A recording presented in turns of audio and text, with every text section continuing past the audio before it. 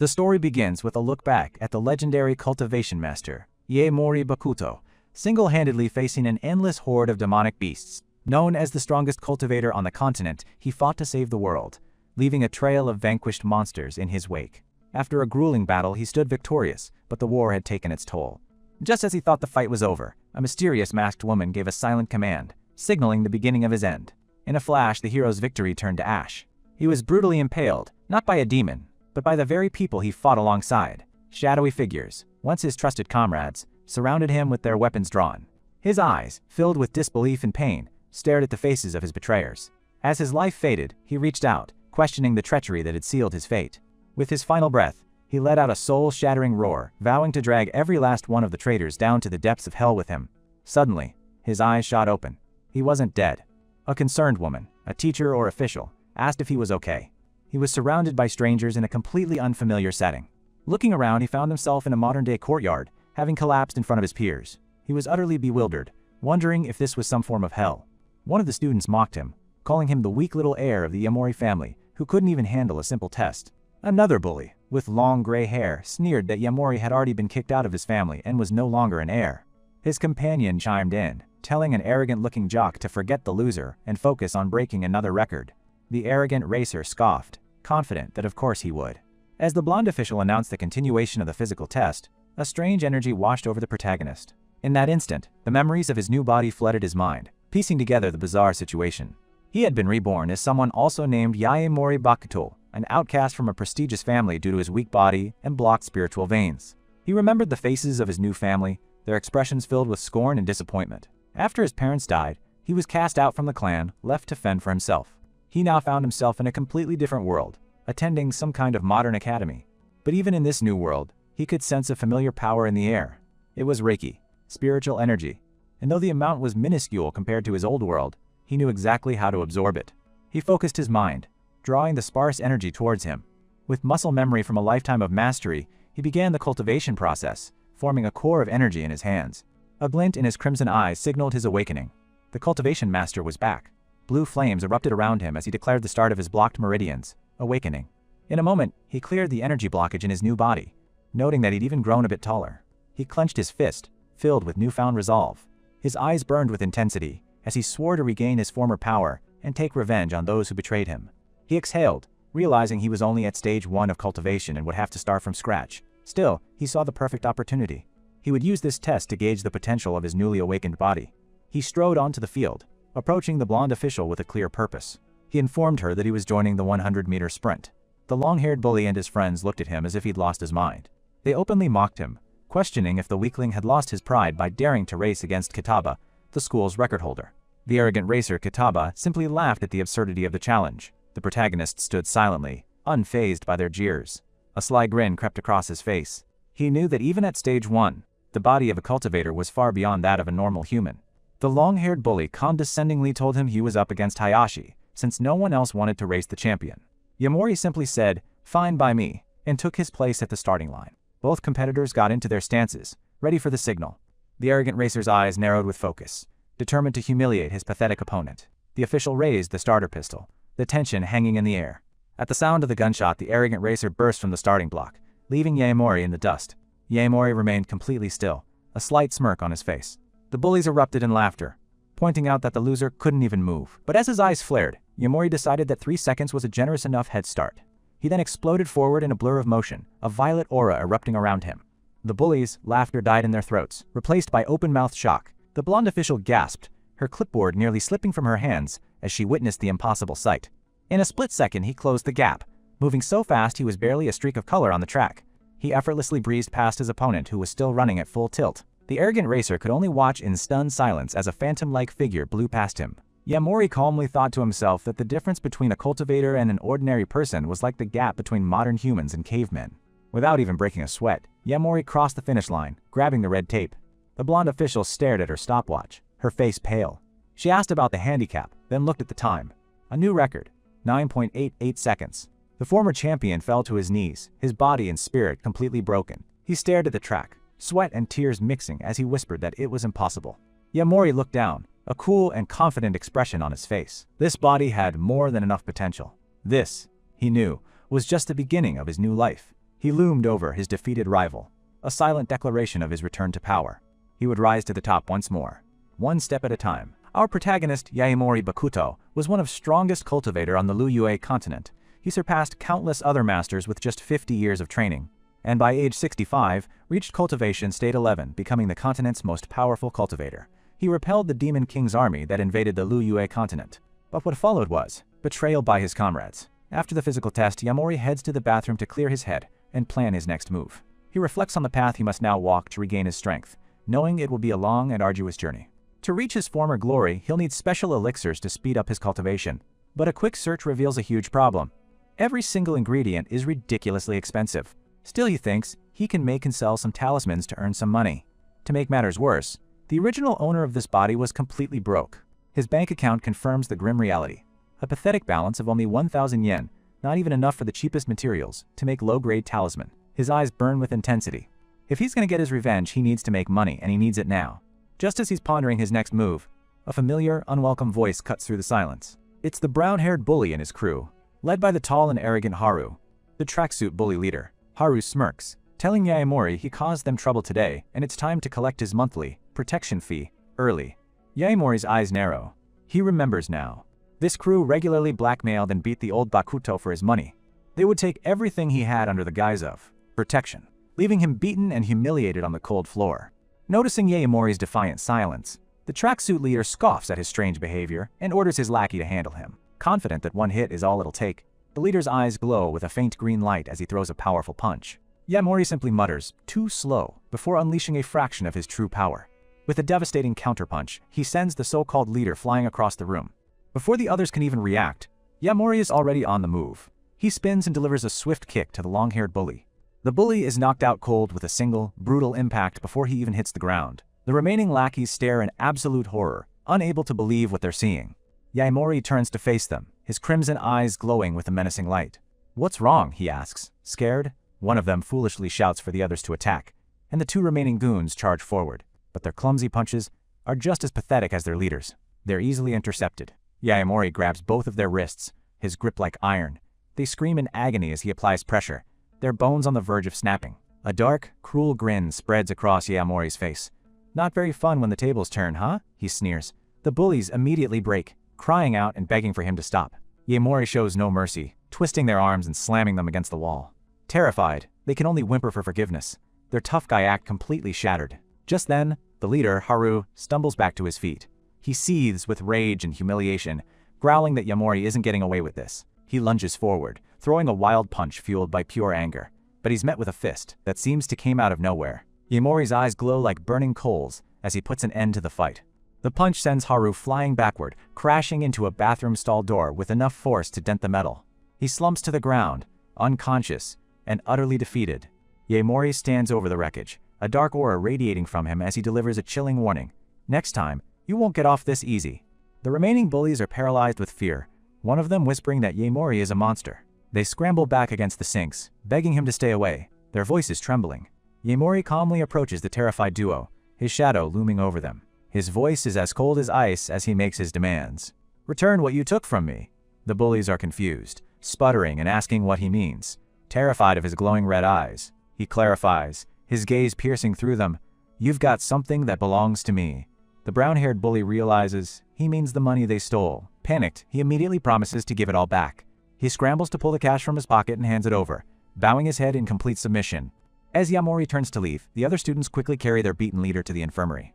Having dealt with the bullies and secured some starting funds, Yaemori is finally ready to begin his climb back to the top. He decides this school is too crowded for his purposes, and plans to leave when the time is right. But for now, he has what he needs: money to create talismans, the very first step on his long road to revenge. With some seed money now in his pocket, Yaemori turns his attention to his true goal: crafting talismans. These are mystical items used by lower-rank cultivators, created by infusing special materials with spiritual energy. For a master like Yaemori, even in his weakened Stage 1 state, creating them is child's play. With a single command, he begins to channel his power, drawing the materials together. In an instant, stacks of freshly made talismans materialize before him, a small but significant step forward. He gathers his new wares, each one a potential source of income for his future plans. He knew these would fetch a good price if he could just find the right buyers in this strange new world. Now, All that's left is to find a place to train and buy some medicinal herbs to speed up his recovery. But his plan hits a major snag. 3 weeks pass, and despite his efforts, he hasn't sold a single charm. In this modern world, people just give his mystical charms suspicious looks, dismissing them as weird trinkets. Yaemori's frustration grows. Without money, his path to revenge is completely stalled. Just as he's about to give up for the day, a faint whimper catches his attention. He turns to see a small, fluffy dog, looking distressed as it stumbles towards him. Suddenly, the poor creature collapses, its body covered in nasty wounds. It seems to have been hit by a car. Seeing the gravely injured animal, Yaemori doesn't just see a pet, but a perfect opportunity. He decides this is the perfect chance to test one of his newly crafted healing charms. He activates the Green Talisman, a powerful charm designed to restore damaged organs and heal physical injuries. A warm green light envelops the small animal, its life force rapidly returning as the magic works. In a matter of seconds, the dog is back on its feet, completely healed and barking happily, without a single scratch on it. Yaemori smirks, satisfied. The charm worked perfectly, proving their value beyond any doubt. But their moment is interrupted by a shout. The dog's owners have finally caught up. A stylish woman named Shizuru runs towards them, but her aggressive companion callously scolds her for caring about just a dog. Shizuru is horrified, reminding him that he was the one who hit it in the first place. Her eyes then fall on her dog, now in Yaemori's arms, and she stops in absolute shock. She can't believe what she's seeing. Just a moment ago, the dog was bleeding out on the pavement. She rushes over to Yaemoni, demanding to know what he did to heal her pet so perfectly. He sits down with the now adoring pup. He notices her bag from a high-end department store and sees his chance to finally make a sale. This is it, his first potential customer, and he's not going to let this chance slip away. He pulls another charm from his jacket, revealing the source of the so-called miracle. He presents it as a protective charm, but the man immediately calls him a liar and a scammer. The hot-headed companion lunges forward, accusing Yaemori of orchestrating the entire incident. But Shizuru isn't listening to him. Her eyes are fixed on the powerful charm. She asks Yaemori if anyone can use it, and then, with a hopeful tremble in her voice, if it could even heal someone in a vegetative state. It's clear she has someone specific in mind, someone she desperately wants to save. Yaemori understands her desperation. He explains that a vegetative state is caused by severe brain damage. Luckily for her, he has just the right tool for the job. A Pure Mind Talisman, which uses spiritual energy for repair and regeneration. Her companion panics, yelling that she wants to use this shady item on her mother, and begs her to think clearly. Yaemori ignores him, giving instructions and the price: 400,000 yen for the large one, and 200,000 for the small. But Shizuru doesn't even hesitate. Before he can finish, she declares she'll pay 1 million yen for everything he's got. Her companion is left speechless as she eagerly pulls out a massive wad of cash. Furious, the man tries to intervene, lunging at Yaemori and telling him to get lost. But he's just a normal human picking a fight with a former supreme cultivator. Yaemori effortlessly catches his wrist, his grip like steel. A dark aura surrounds Yaemori as he coldly tells the man not to interfere with his business. The man's arm is completely immobilized. Yaemori gives him a simple warning: if you're going to get in my way, then leave. With a casual flick, he sends the man flying to the ground, ending the confrontation instantly. With the nuisance out of the way, he calmly completes the transaction.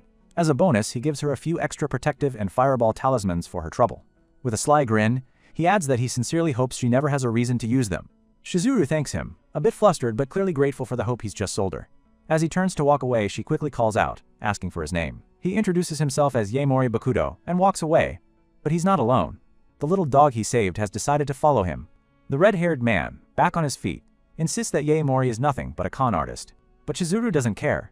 If there's even the smallest chance her mother might wake up again, she's willing to take it. Meanwhile, Yaemori has gained not just a fortune, but a loyal new companion. Finally, he has the money he needs. First on the agenda, find a proper place to live. After that, he'll buy the necessary herbs for his training to accelerate his cultivation and reclaim his power. As they walk, his fluffy new friend suddenly perks up, as if it's found something important. The dog points him to a large, fancy-looking house, barking excitedly at the gate. As Yaemori approaches, he's shocked to feel a powerful wave of spiritual energy emanating from the property. This level of dense spiritual energy is incredibly rare in the modern world. It's a massive stroke of luck. His eyes are drawn to a plant glowing in the garden, and he recognizes it immediately. It's silverheart grass. Sometime later, the red-haired man is getting his wound nursed. He seethes with anger, ranting to the nurse that the mysterious young man is nothing but trouble. Still feeling the sting of his humiliating defeat, he vows that next time they meet, things will be different. At the hospital, Shizuru faces a different kind of confrontation from her stern, well-dressed father. He berates her for falling for what he calls a con artist's tricks, accusing her of embarrassing their family's name. He can't believe she would bring shame upon them, questioning if she wants to become a laughingstock for the whole city. Even the hospital staff are gossiping, mocking, the gullible councilman's daughter, for wasting so much money on useless trinkets. But Chizuru remains defiant, holding on to this one last sliver of hope for her mother. Clutching the blue talisman Yaemori gave her, she knows this is her final chance to perform a miracle. Her father, however, has had enough of what he sees as childish fantasy, his patience completely worn thin. He explodes in a rage, calling her insane for believing in shady nonsense and false gods. With tears in her eyes, Chizuru finally fires back, demanding to know what he has done for her mother. She accuses him of barely even visiting while her mother lay unconscious, his neglect laid bare for all to see. Her words hit a nerve as she blames him, screaming that if he just acted sooner, her mother might never have ended up like this. She cuts him to the core, boldly claiming that he'd simply move on to another woman if her mother passed away. Enraged by the accusation, her father loses all control.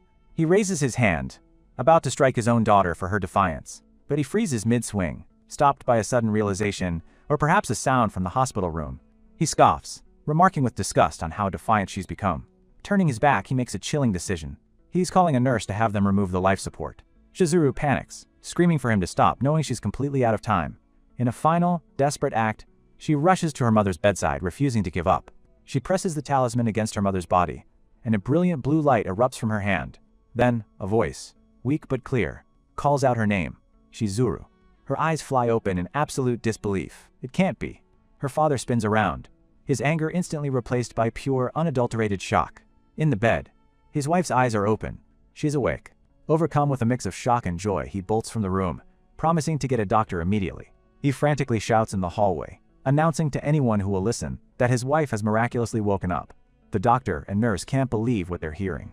From a medical standpoint, it's impossible. They rush to the room, preparing for an immediate and thorough examination of the patient. Sometime later, the doctor delivers the astonishing news. While it will take a year and a half of rehabilitation, a full recovery is expected. Chizuru, beaming with joy, holds up the now faded charm. It's all thanks to this. As it dissolves into particles of light, she declares that this is what healed her mother. The medical staff and her father can only stare, mouths agape, as their entire understanding of science is shattered. The doctor calls it nothing short of a miracle, immediately demanding they contact a top Professor Suzuki from the medical academy. Even the red-haired man is there, his mind completely blown as he stammers a terrifying thought. Could Yaemori truly be an immortal cultivator? But all that matters to Chizuru is this moment. A tearful, long-awaited reunion with her mother. Holding the remaining charms Yaemori gave her, her faith is solidified. She believes gods truly exist, and vows that one day, she will find a way to repay him. Back with our protagonist, Yaemori and his new fluffy companion arrive at the house, overflowing with spiritual energy. He's finally moved in. As his dog playfully rolls on the floor, Yaemori knows this is the first real step on his long road back to power and revenge. His thoughts drift to the past, to the comrades who betrayed him and left him for dead. A cold fire burns in his eyes as he declares that he will never, ever forgive them. But revenge requires power. He sets his sights on a new goal, reaching the formidable Cultivation Stage 11. As he solidifies his resolve, his eyes flash with an intense purple glow. The day of vengeance is coming soon, he declares. Later, our protagonist is deep in thought. He senses the world's spiritual energy is fading. Without a source of power, he realizes, his cultivation will come to a dead end. He knows he needs to find a place like a spiritual spring or a rare item that still holds potent energy. And as if by a miracle, he'd found one right in the garden of his new home, a stalk of silverheart grass. This wasn't just any plant. Spiritual materials like these are the key ingredients for elixirs that can raise a cultivator's level. Using this grass, he could refine gathering G pills, a crucial step to advancing his power. With these pills, he could finally break through to the second stage of cultivation. But he knew he had to be cautious. A treasure like this could attract unwanted attention. And his loyal new companion seemed to agree. To get the other ingredients for the pills, he'd need money.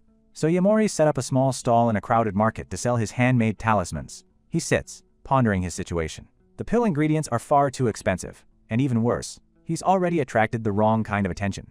He notes that he's been trying to be discreet, but trouble seems to have a way of finding him. His sharp eyes scan the crowd. He's been tailed for 3 days straight by what looks like an organized gang.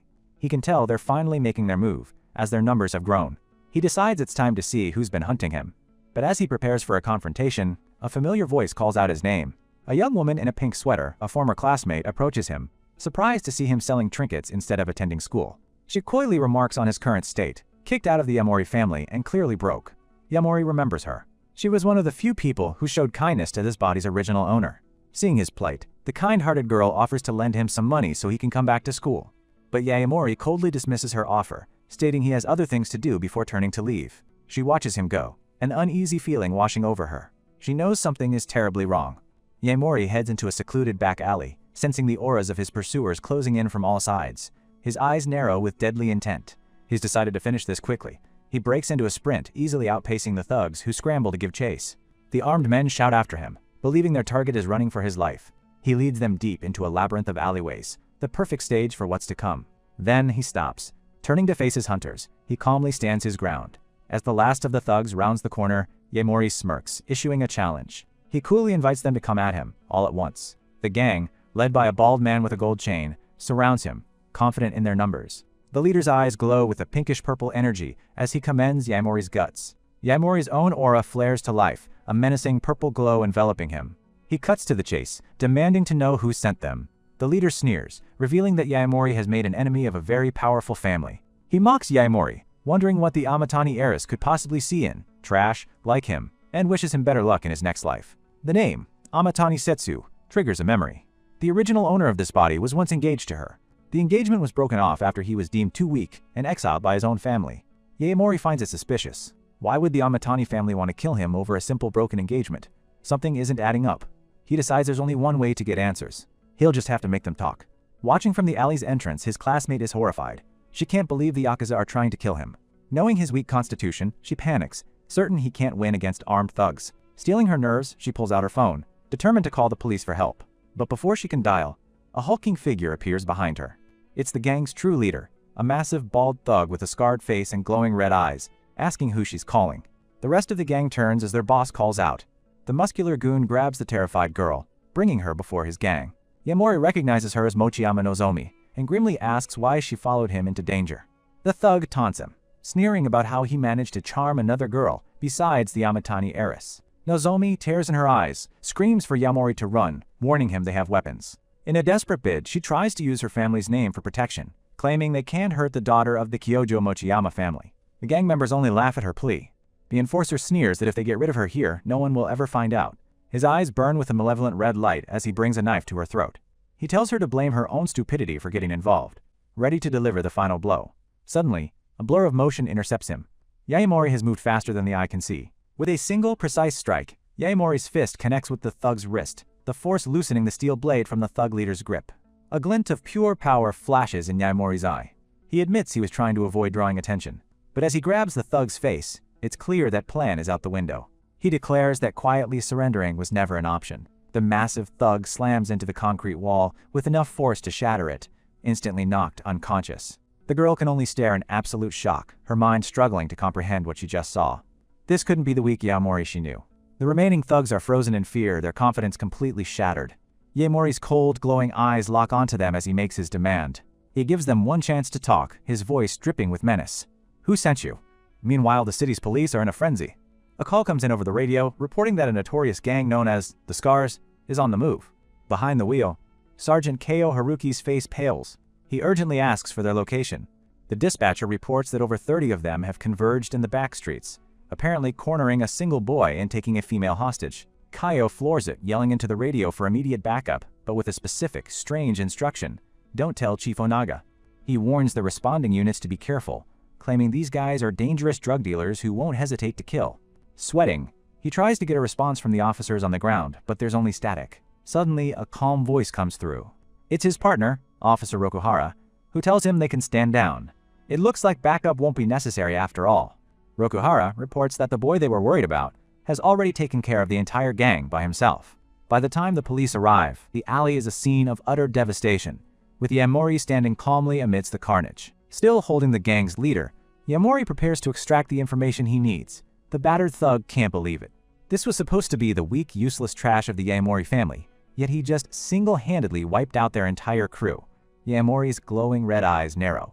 He demands to know who sent them, questioning if it was his old family, the Yaemori, or his ex-fiance's family, the Amatani. A suffocating purple aura erupts around him as he gives the thug a 3-second ultimatum to talk. The terrified man is about to crack under the pressure, starting to plead for his life. But just as he's about to speak, an authoritative voice cuts through the tension, ordering Yaemori to stop.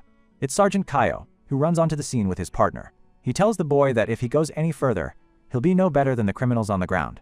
Yaemori eyes the newly arrived officers. What an interesting coincidence, he thinks to himself. He considers fighting his way out, but decides against it. He's already shown more of his power than he intended to. With his point made, and the thug thoroughly terrified. He decides to play along for now. He releases his grip, shoving the whimpering gang leader to the ground and simply says, "Fine." The thug gasps in relief, realizing he just barely escaped with his life. Sergeant KO also breathes a sigh of relief. He's astonished that a single high school student managed to neutralize so many dangerous criminals alone. As he looks over the scene, he can't help but be impressed by the boy's incredible feat. Approaching calmly, Sergeant Kaio Haruki formally introduces himself to Yamori and his classmate. The girl, though still shaken, manages a small greeting, glad that the authorities have finally arrived. Kaio introduces his partner, Officer Rokuhara Fumiya, and reassures them that he's heard their side of the story and they'll be treated fairly. Yamori, however, is wary. The fact that the police arrived so quickly and already know what happened confirms his suspicion. Government surveillance is everywhere. Kaio explains that they will need to take their statements, but a commotion interrupts him. Suddenly another officer calls out to a Chief Onaga, and the mood instantly shifts. A smug, well-dressed man with slicked back hair appears. It's second-class police chief Onaga Raizo, and he has a sinister look on his face. He scoffs at his subordinates, then points directly at Yaemori, declaring he's taking him to the station on suspicion of assault. Chief Onaga shoves an arrest warrant in Yaemori's face, a powerful purple aura radiating from him. Girl erupts in anger, yelling that they were the ones who were attacked and Yaemori was just defending them. Onaga's eye flashes blue. He coldly twists the narrative, claiming all he witnessed was Yaemori brutally assaulting these men. To support his lie, he has one of the defeated thugs by his side, clearly intimidated into silence. Sergeant KO has seen enough. He confronts his superior, grabbing his collar and accusing him of blatantly lying about the known criminals. Onaga's eyes glow a menacing purple. He denies everything, his voice dripping with condescension. He reminds Kaio of his rank, threatening to have him removed from the force for insubordination. Kaio cries out in frustration at the man's despicable abuse of power. His partner, Rokuhara, holds him back. Seeing the situation, Yaemori shocks everyone by calmly agreeing. "Fine," he says. "Take me in." Internally, he sees this as an opportunity.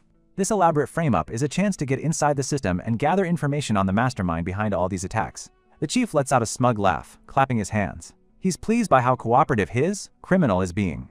But Yaemori isn't finished. He casually asks the chief how he knew he was a student, a detail that was never mentioned. Onaga freezes. He realizes his slip of the tongue, a brief flash of panic crossing his face. Yaemori's lips curl into a cold smirk. He taunts the chief, calling him a mere lackey and daring him to finish the job on his master's behalf. Flustered and angry, Onaga dismisses the comment and orders his men to cuff Yaemori and move out, as Officer Rokuhara leads Yaemori. Her classmate is left behind worrying. Yaemori turns and calmly says, "That's a shame," and with a flick of his wrist he reveals a small button held between his fingers. The chief is stunned, looking down at his uniform to see a button is indeed missing. He screams, "When did you take my button?" In one fluid motion, Yaemori gives his final warning. "Next time, I won't stop at just a button."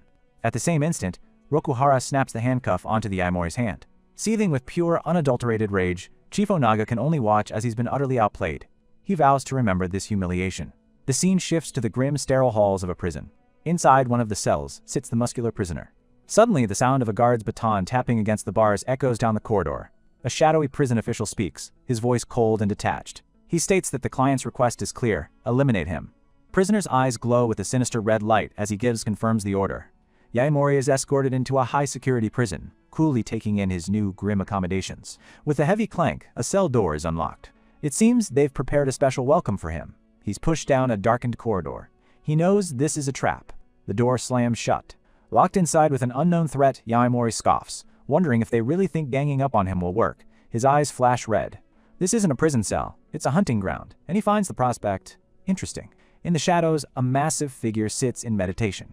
The thug, arms wrapped like a seasoned brawler, claims he lives by a code and never harms ordinary people. But with a menacing glare, he makes it clear that Yaemori is an exception to his rules. A sadistic grin spreads across his face as his eyes glow a sinister red.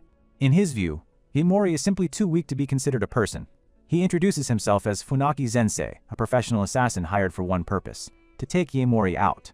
Unfazed, Yaemori just looks bored. He asks if Funaki is just another lackey sent by the true mastermind. The two warriors face off. Funaki's powerful aura fills the room, but Yaemori stands his ground, his own energy coiling like a serpent. Funaki roars, unleashing a torrent of violent pink spiritual energy, his power level skyrocketing. Yaemori remains still, ready to show this hired muscle what true power really looks like. "I'll send you to the next world," Funaki bellows, lunging forward with a devastating strike. But Yaemori vanishes, sidestepping the attack with impossible speed, and leaving the thug swinging at empty air. Funaki's eyes widen in disbelief. How could this scrawny kid be so fast? Yaemori appears before him, placing his palm on Funaki's face. "You've got it all wrong," Yaimori says, his voice dripping with condescension. He declares, "The weak one here is you," and slams him into the ground. But Funaki isn't done. He grabs Yaimori's leg, twisting his momentum against him. He swings and throws Yaimori across the cell. Funaki finally admits he underestimated his opponent. Now furious, he grits his teeth, promising to make Yaimori regret it. But Yaimori just stands there, his hands in his pockets, a silent predator waiting to end this pathetic struggle. With a sharp whoosh, Yaimori releases his own aura, a swirling vortex of purple energy that warps the air around him. He moves in, his fists glowing with power, ready to put this dog on a leash. The beatdown is swift and merciless. Yaimori dodges every clumsy swing, countering with precise, bone-shattering strikes. Funaki is pummeled against the concrete wall, the impacts cracking the stone with every blow. He spits up blood, completely unable to process the terrifying gap in their power. Yaimori gives him no time to recover, bringing his heel down on the fallen thug. Funaki screams in frustration, trying to block but finding himself completely dominated. The relentless barrage continues, each blow faster and stronger than the last. When the dust settles, the cell is wrecked, and Yaimori stands untouched amidst the destruction. Bloodied and beaten, Funaki can only growl in defiance, refusing to stay down. With a final, desperate roar, he throws everything he has left into one last, wild punch. Yaimori watches the attack approach, his expression utterly bored. He dodges the attack easily, and with a single, final blow to the gut, Yaimori ends the fight, the impact echoing like thunder. Funaki's face contorts in pain and shock as he is crushed by Yaimori's casual strength. The force of the punch shatters the very floor beneath Funaki, sending shockwaves through the entire cell. The thug collapses, his body trembling, his spirit completely broken. As Funaki looks up, he sees Yaimori enveloped in a blazing red aura. The aura then shifts to a brilliant, terrifying blue as Yaimori prepares to pass judgment. He drives his fist downward, slamming the thug's face into the concrete and ending the one-sided massacre. The once proud assassin is left a whimpering, crying mess on the cold stone floor. Yaimori grabs him by the head, his eyes glowing a menacing purple. The time for games is over. He demands answers. "Whose orders are you following?" Meanwhile, the corrupt police chief Onaga Raizo is in his office, fuming over the phone. He's just received a report about the chaos Yaimori caused, and can't believe what he's hearing. The person on the other end seems to be underestimating the situation, questioning if Yaimori is truly a monster. Raizo is told that Yaimori is just a useless failure from his family, a piece of information that clearly doesn't add up with the reports of his power. Despite his doubts, he agrees to the plan, as long as Yaimori is taken care of. But the conversation takes a darker turn. Raizo's eyes blaze with a menacing red glow, as he warns his contact, a man named Hashimoto, not to forget the promises of promotion he was made. Back in the wrecked prison cell, the interrogation continues. Yaimori sits calmly before the beaten assassin, who stubbornly refuses to talk. Finally breaking his silence, the thug, Funaki, admits he completely underestimated Yaimori, conceding that our protagonist is far beyond what any ordinary person could handle. Yaimori's ears perk up at the word, us. He realizes with a flicker of interest that there must be other cultivators in this world. Funaki begins his story. Years ago, he met a mysterious old monk who would change his life forever. In a flashback, we see Funaki witnessing an incredible feat of power. The monk, with a single hand, channeled pure energy and split a massive tree completely in two. Funaki looks on, his mind blown by the impossible display of strength he just witnessed. After the demonstration, the monk gifted him a small bottle, calling it divine water. Over the years, Funaki drank a diluted version as instructed. The strange liquid slowly transformed his body, awakening a latent power and turning him into something far beyond human, his form crackling with a violent purple aura. Yaimori immediately understands. This so-called divine water was actually spiritual essence. This essence, Yaimori explains, is formed when spiritual energy becomes highly concentrated over a long period, a rare and valuable substance for any cultivator. Putting the lesson aside, Yaimori asks a simple question. If Funaki has surpassed ordinary humans, why is he taking orders from them? Funaki's motivation is revealed in a heartbreaking flashback. He stands vigil over his child's hospital bed, who is suffering from the debilitating disease ALS. He clenches his fist in frustration. He had tried using the divine water to heal his child, but it had no effect. His face contorts with desperation. He became an assassin, a dog for hire, because he needs more money to find a real cure. Yaimori listens, his expression unreadable. He calmly states that a disease like ALS can be handled. The broken assassin looks up, his eyes wide with disbelief and a desperate sliver of hope. "What did you say?" Yaimori explains that giving concentrated, impure spiritual essence to a normal person is incredibly dangerous. But he knows a way to refine and enhance its properties safely. He pulls out one of his signature talismans, this one a vibrant green, pulsing with healing energy. Funaki scoffs, dismissing the talisman as a useless scrap of paper. He's about to learn how wrong he is. With a flick of his wrist, Yaimori unleashes the talisman's power. A brilliant wave of emerald green, spiritual energy erupts, engulfing the wounded assassin. In an instant, all of Funaki's brutal injuries vanish. The cuts, the bruises, the broken bones, all healed. He stares at his restored hands in utter shock. Yaemori stands over him, holding the faintly glowing talisman. He tells the now healed assassin that he has a choice to make. His eyes glowing with a cold, intimidating light, Yaemori lays out his terms. Tell me who's pulling the strings behind all this, and I'll save your child. A wry, defeated smile creeps across Funaki's face. He knew he was dealing with someone far from ordinary. With nothing left to lose and everything to gain, the assassin gives up his employer's name. The man who contacted him, the one everyone calls Lord Hashimoto, is Akimasa Hashimoto. The scene shifts, and we meet the man himself. Hashimoto is on the phone, mocking Police Chief Onaga as a coward. He is Hashimoto Akimasa, the powerful and influential owner of the Sekizan Club, and he's clearly in the middle of some very dark business. With a sickeningly sweet smile, he turns away from his phone and offers his guest a choice between something to eat or drink. The camera reveals his guest, a woman, bound, gagged, and chained, her body covered in bloody cuts. She can only whimper in terror. Hashimoto strolls towards her, chiding her for her poor manners, as if this is all just a game. He leans in close, his smile never leaving his face, a silent promise of the pain to come. In a shocking display of cruelty, he violently rips a gag from her mouth, his sadism on full display. He sneers that perhaps pulling out a few more teeth will help her remember her manners next time. His face twists into a demonic grin, his eyes glowing red with bloodlust as he brandishes a pair of pliers. The woman can only scream in agony as he continues his gruesome torture. Just then his butler interrupts. A message has arrived from Lord Aima concerning Yaemori Bakuto. Wiping the blood from his cheek with a napkin, Hashimoto waves off the concern. He's already sent his thugs from Ryuja to deal with it. He dismisses his subordinate, confidently stating he'll head to the police station himself later. Back in the prison, the deal has been struck. Funaki hands over his cross necklace as thanks for the healing talisman. Yaemori takes the offered necklace, examining it closely. He identifies the gem and the cross as concentrated spiritual essence, another valuable prize from this little encounter. He knows if he sprinkles the essence on Silverheart grass, it will bear fruit right away. With those seeds, you can refine them into chi-gathering pills, a treasure that could help him reach the second stage of cultivation. The defeated thug can only mumble his thanks, completely humbled. With the deal concluded, Funaki offers a grave warning. Now that he's failed, the cruel and relentless Hashimoto will be coming for Yaemori directly. The fear in Funaki's eyes is genuine. Anyone that man targets, he warns, never dies peacefully. Yaemori is unfazed. He tells the thug not to worry. As long as Funaki upholds his end of their bargain, he will be fine. As for Hashimoto, a chilling smile plays on Yaemori's lips.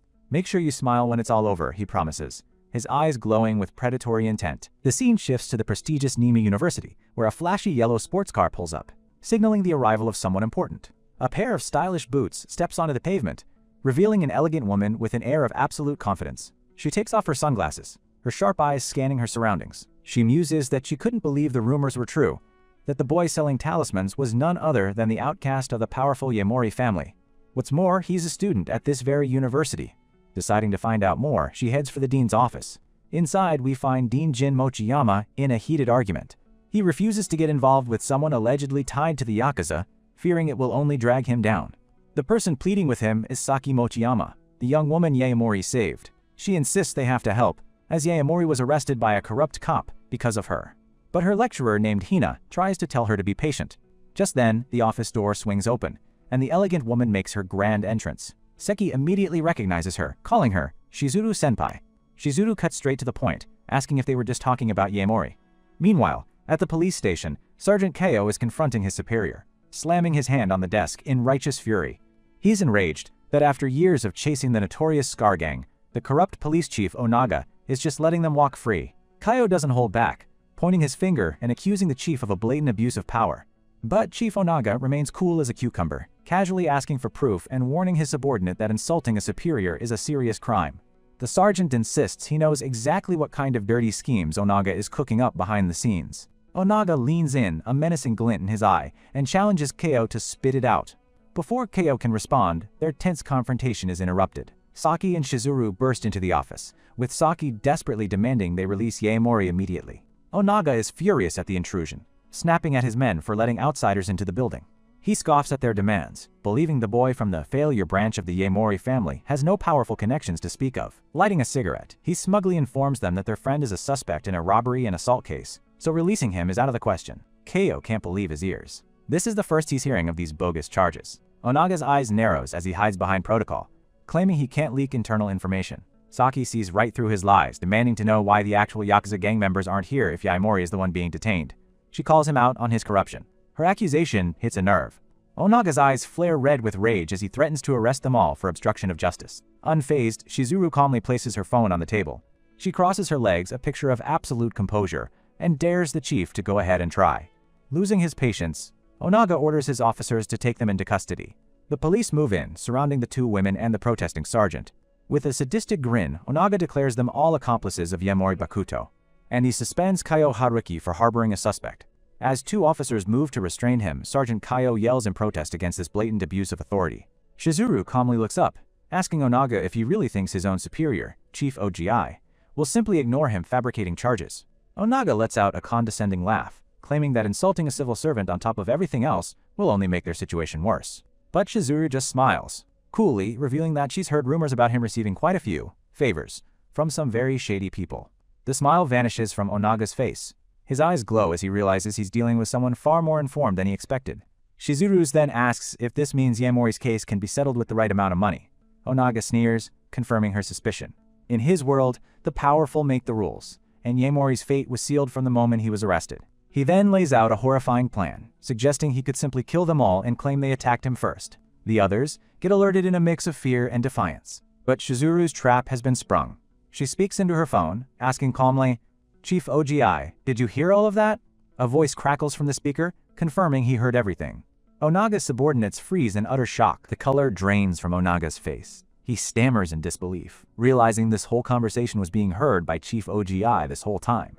Shizuru leans back, a triumphant look on her face, and tells the disgraced chief that perhaps a reintroduction is in order.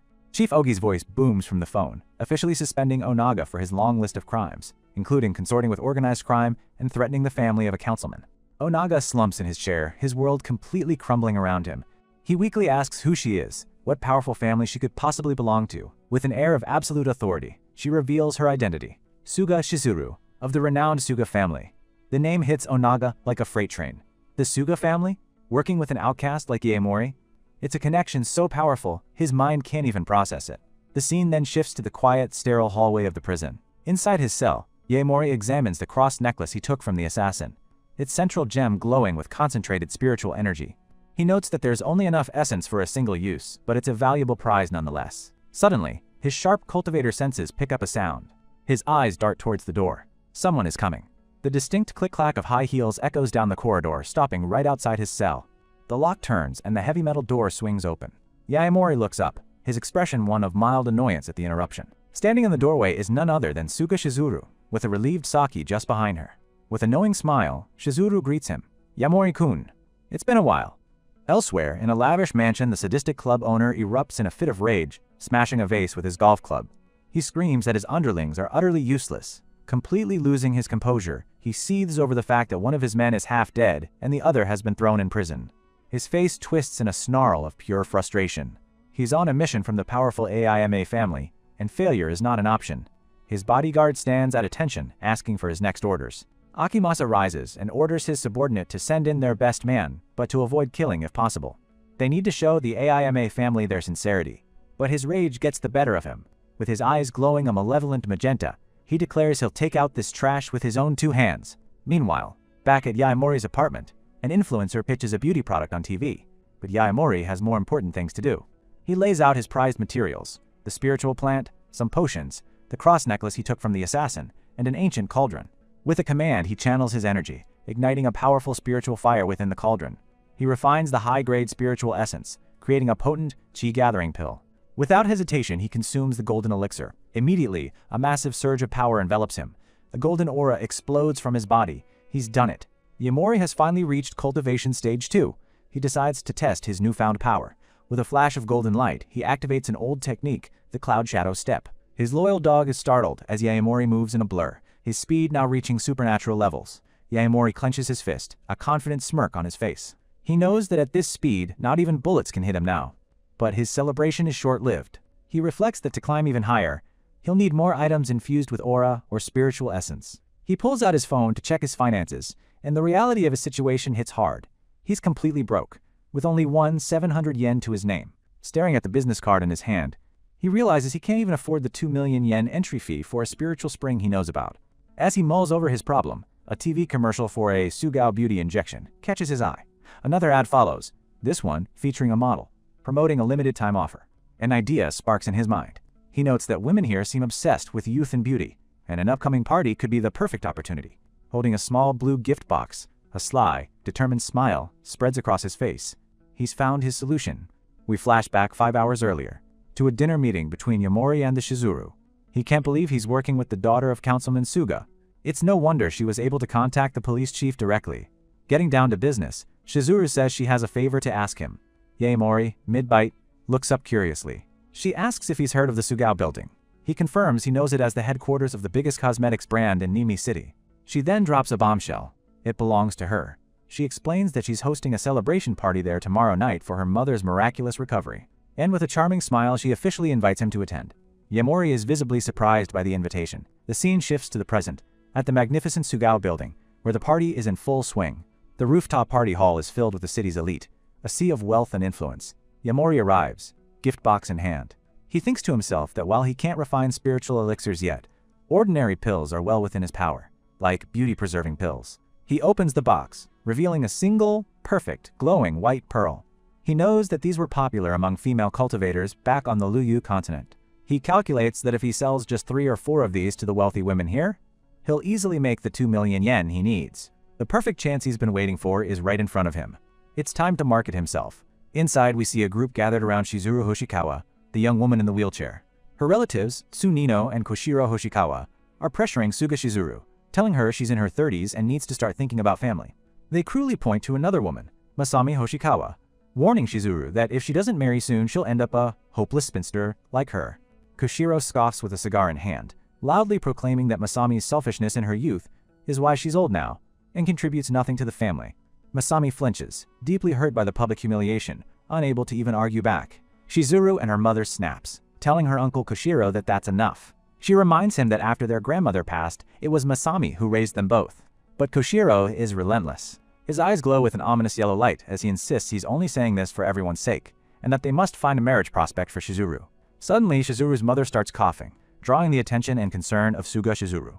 Koshiro uses the moment to continue his tirade, sneering that a woman so old and unmarried is basically defective. He even suggests marrying Shizuru off to the disgraced Onaga family to avoid scandal. Masami weakly defends her, saying Shizuru has her own thoughts on the matter. Koshiro explodes, dismissing her words as pure selfishness. He then scoffs at the whole premise of the party, questioning if anyone really thinks cosmetics can make someone young again. His eyes narrow with rage. Suddenly, a calm voice cuts through the tension, shocking the entire family. It's Yaemori. He coolly states that calling one of the top women in the cosmetics industry defective is beyond rude. Koshiro, now face to face, stammers trying to call for guards that aren't coming. The entire party is in an uproar, with Koshiro desperately looking for security. Suga Shizuru steps forward. She calmly introduces Yaemori as the man who saved her mother's life. Masami and Shizuru Hoshikawa both look at Yaemori with gratitude. Shizuru's mother thanks him for selling the life-saving talisman to Shizuru. Yaemori takes Shizuru's mother's hands gently, a warm smile on his face as he tells her there's no need to thank him. However, Koshiro interrupts, dabbing his face with a handkerchief. He dismisses the talisman as a scam, insisting her recovery was due to medicine, not superstition. Yaemori introduces himself as a researcher and, more importantly, President Suga's business partner, much to Suga Shizuru's surprise. Another man demands to know what Yaemori is doing here, joining the argument over whether cosmetics can truly restore youth.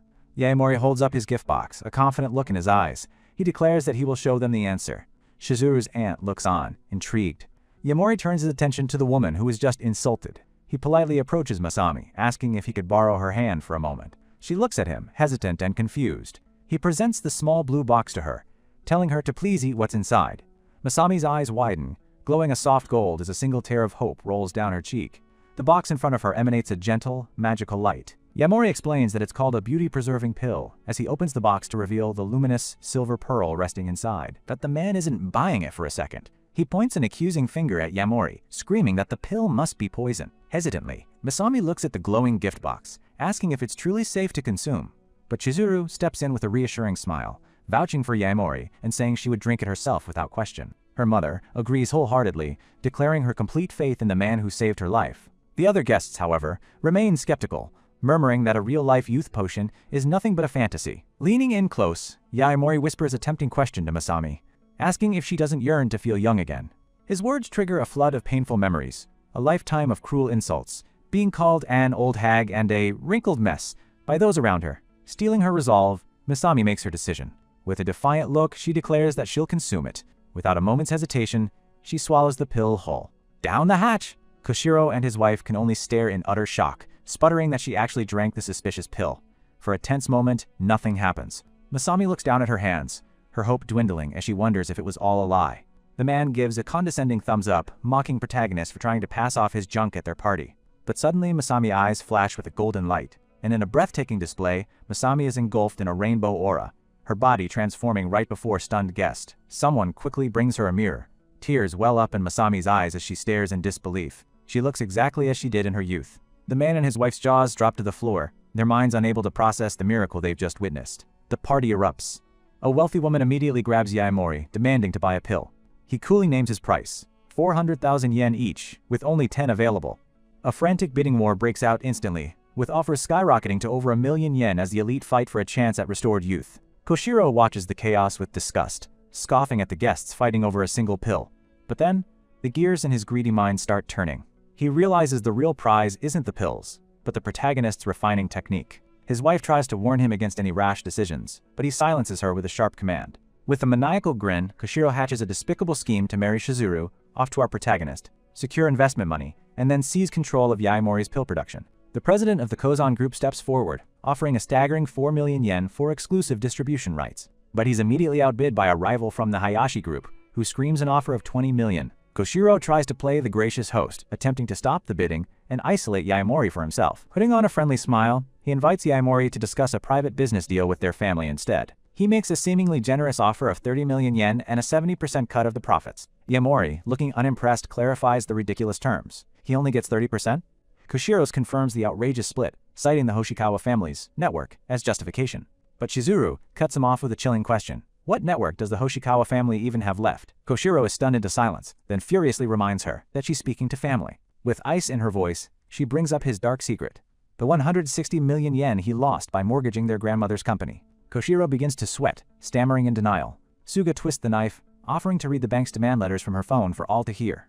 The Shizuru's mother, unknown of this information, is horrified by the revelation. He mortgaged their company? Cornered and exposed, Koshiro panics, realizing she has investigated his financial crimes. She accuses him of coming to the party simply to extort more money from their mother, just as he did with their grandmother. Her voice rings with finality as she declares he won't get a single yen from them. Defeated, Koshiro collapses to his knees. He tries to deny it, but his pathetic excuses fall on deaf ears. In a last-ditch effort, he crawls to his sister, the matriarch, begging her to intervene and save him. But she looks down on him with pure disappointment, reminding him he was given the company on the promise that he would change. He weeps, clinging to her leg and pleading for her protection, the way she always had. He desperately plays his last card, reminding them he's the only man left to carry the Hoshikawa name. But Masami, now standing tall, delivers the final judgment. Stealing their mother's inheritance is unforgivable. She tells him to fix this problem himself and then pushes him, sending him sprawling. Lying on the floor with a fresh black eye, Koshiro whimpers, realizing he has truly been abandoned. Shizuru stands over him and delivers a cold ultimatum. Face foreclosure and a life of debt, or sell his company to her for the insulting price of a single yen. Koshiro is utterly broken. The other guests snicker amongst themselves, enjoying the downfall of the once arrogant man.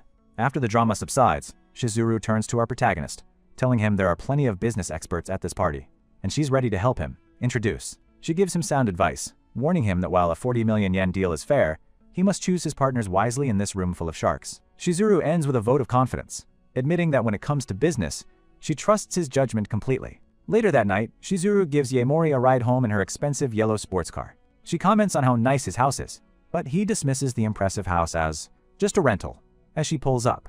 As he thanks her for the ride, he's taken aback by her casual demeanor. She reaches for his hand, gently reminding him that they're friends now. As she drives off, Yaemori stands alone, a flicker of warmth in his eyes. Looking up at the full moon, he allows himself a small private thought. Maybe this kind of life isn't so bad after all. He turns and walks towards the front door of his house. His hand reaches out, turns the knob. The door creaks open and illuminates a grim sight, a spreading pool of dark crimson blood on the floor. His shadow falls across the horrific scene within. His dog lies motionless, a bloody knife protruding from its back. A storm of pure, murderous rage consumes our protagonist. A hooded figure lurks outside Yaemori's house, reporting his return to Lord Akimasa. He tells that Yaemori is with a woman, likely his girlfriend. The voice on the other end gives a chilling order: take the woman. Meanwhile, inside the house, the attackers have a different plan.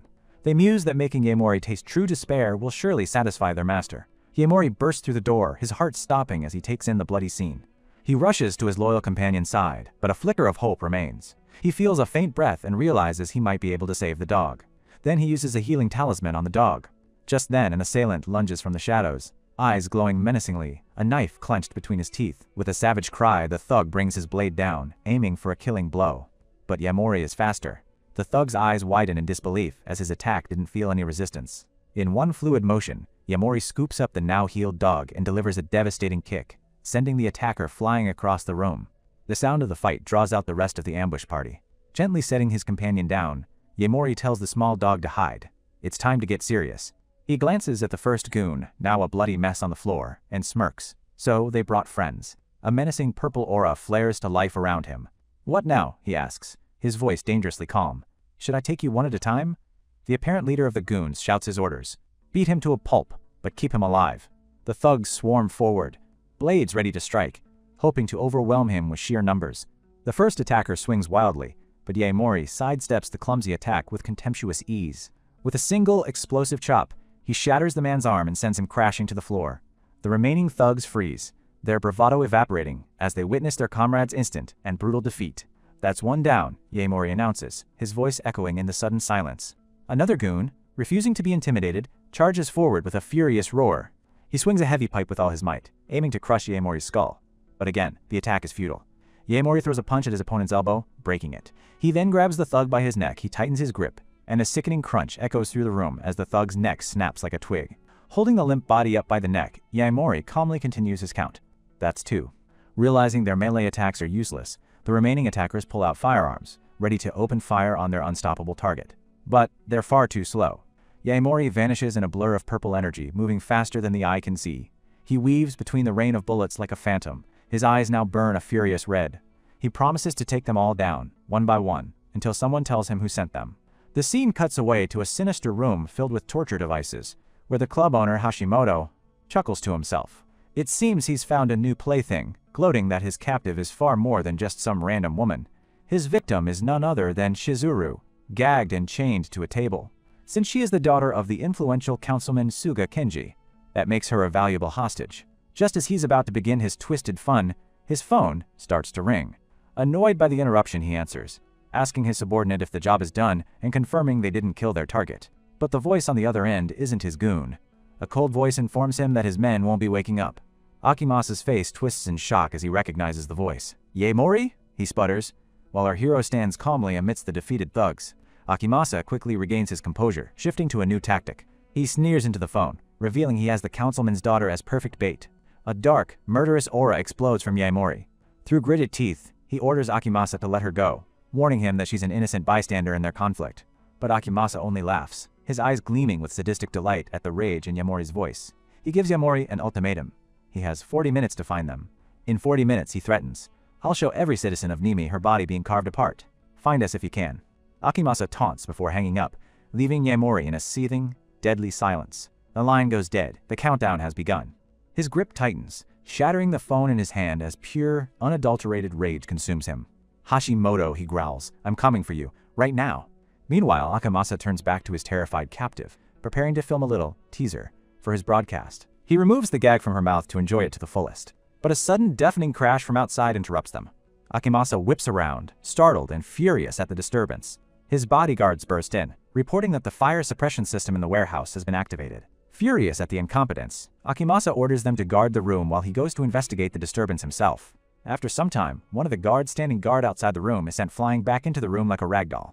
The room is suddenly silent, the second guard lying motionless on the floor, neutralized in an instant. A tear of relief escapes Shizuru's eye as she looks towards the door and whispers his name. Yaemori Bakuto. The chapter flashes back an hour, revealing Funaki on a motorcycle, complaining about having to deliver a letter late at night.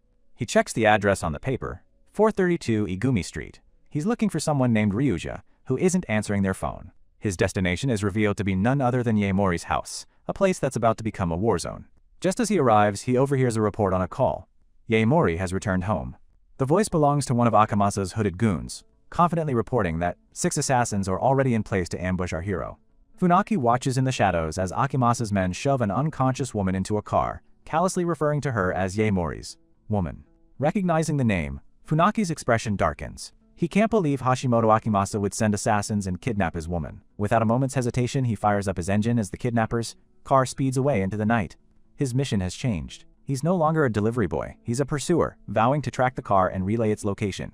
He skillfully tails the vehicle, staying just out of sight as it navigates the dark city streets. The chase leads to an opulent, heavily guarded mansion. Leaning against a wall, Funaki makes a call, finally getting through to Yaemori. He reports that Akimasa's men have kidnapped his girlfriend, and he's tracked them to this mansion. But Yaemori interrupts, asking if the address is 32 Haikai Street, leaving the Funaki stunned and confused. The scene cuts back to Yaemori's house, showing exactly how he knew. He's standing over a broken, terrified assassin, a green talisman glowing in his hand, having already extracted every last piece of information. Back on the phone, the Funaki listens as Yaemori, his voice dangerously calm, tells him he needs his help. Yaemori's face contorts with pure rage. He orders him to get his friend out, promising to personally drag Hashimoto down to hell. Meanwhile, inside the mansion, the triggered alarm has Akimasa furious, yelling at his bodyguards for their incompetence. Akimasa storms off to investigate the diversion himself, leaving 2 of his men to guard the room where Shizuru is being held. With their boss gone, Funaki sees his chance, lurking in the hallway as the guards idly complain about their job. The guards' conversation is cut short when they complain about not being able to touch the girl, a comment that seals their fate. One of the guards senses a presence and calls out into the empty hall, but it's already too late. Funaki steps out of the shadows, his body crackling with a menacing purple aura. He tells the guards he needs them to be quiet for a little while. Before they can even react, he closes the distance in an instant, smashing his fist into the guard's face with bone-shattering force. He stands over the crumpled, unconscious form of the guard.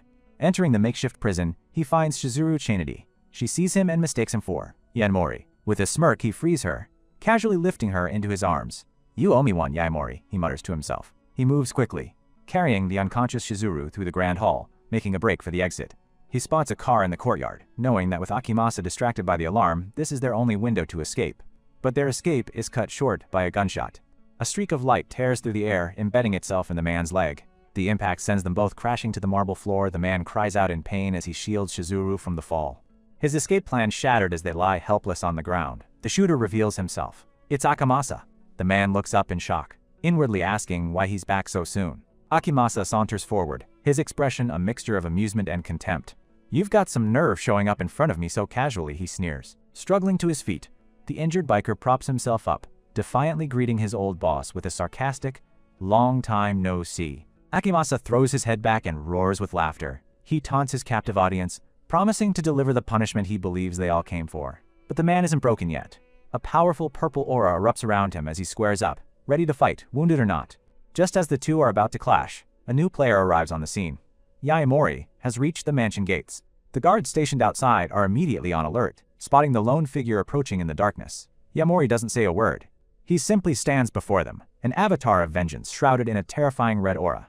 One of the guards makes the fatal mistake of trying to stop him, stepping forward to put a hand on his shoulder. The response is instantaneous and brutal. A single punch connects with a sickening crunch, the sound echoing through the night. The first guard is launched backward as if hit by a truck, crumpling into a heap by the gate. The remaining bodyguards, stunned for a split second, draw their batons and charge forward together, hoping to overwhelm him. But to a cultivator, they might as well be standing still.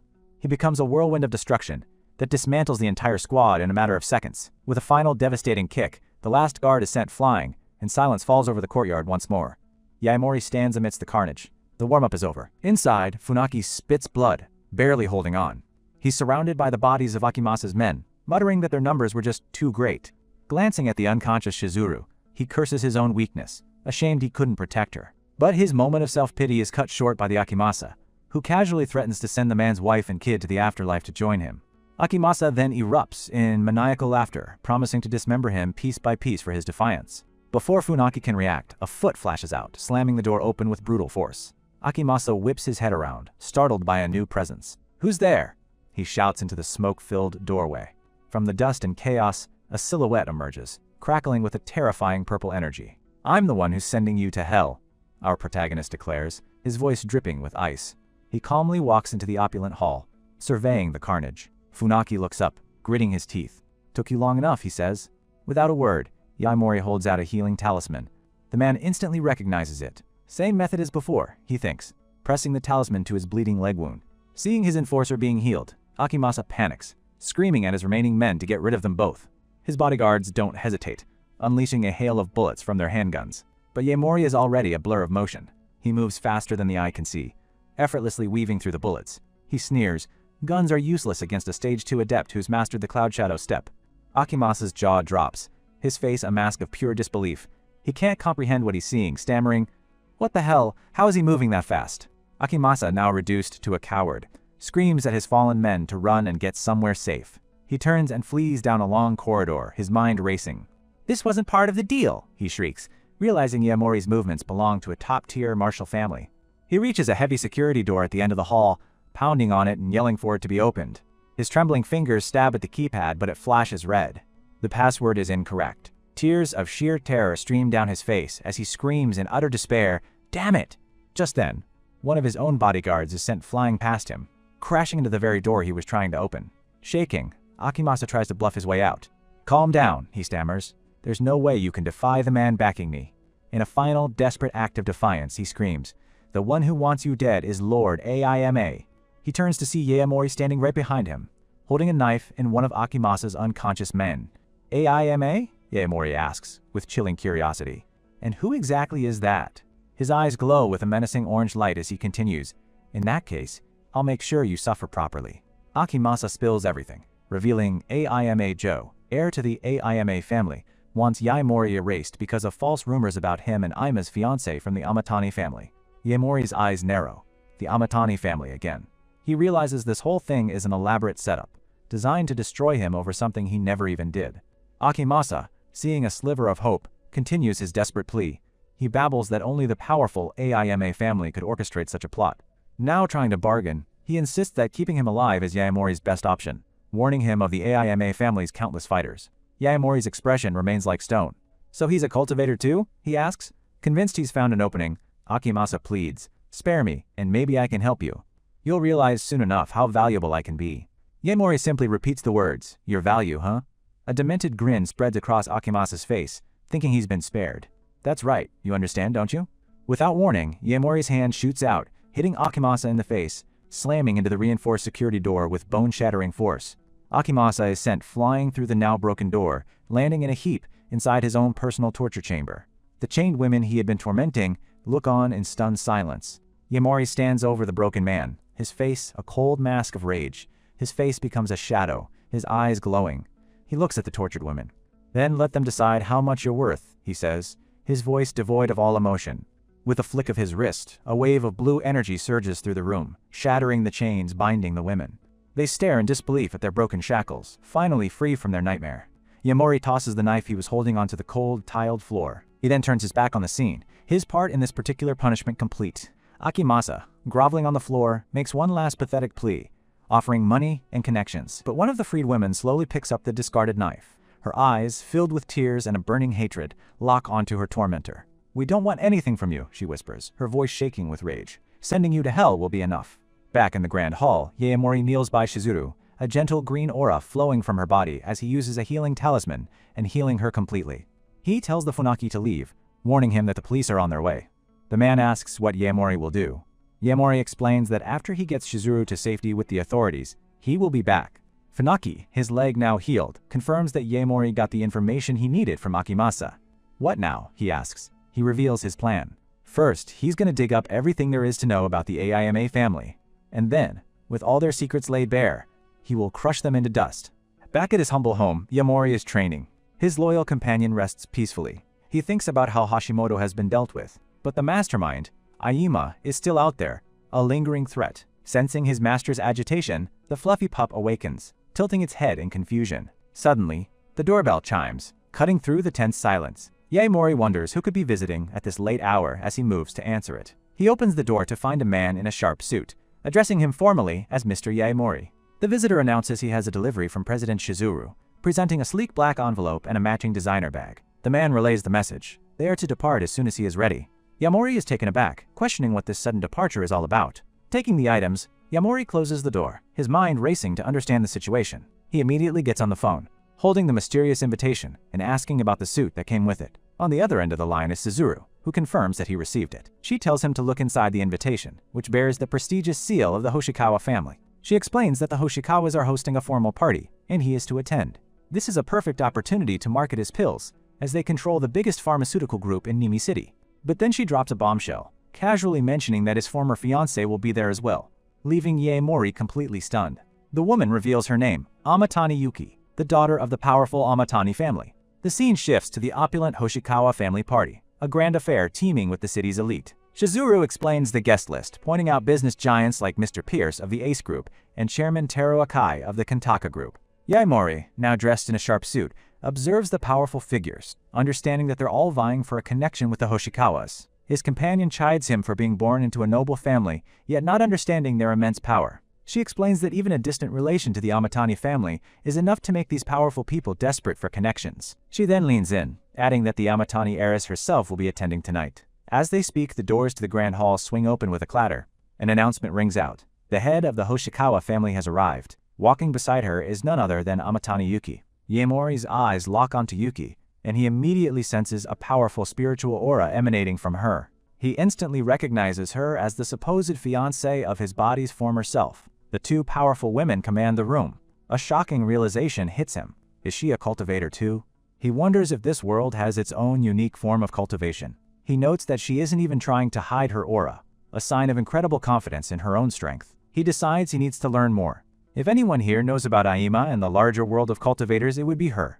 He resolves to ask her later. For now, it's time for pleasantries. Shizuru greets Hoshikawa Nana warmly, calling her Aunt Nana and wishing her well. Nana inquires about her mother's recent recovery, which she attributes to the gods smiling upon their family. Shizuru thanks her, saying the mother is recovering slowly, before presenting her with a gift. She reveals her gift, one of Yaemori's beauty-preserving pills, claiming it's their latest formula to help her stay beautiful forever.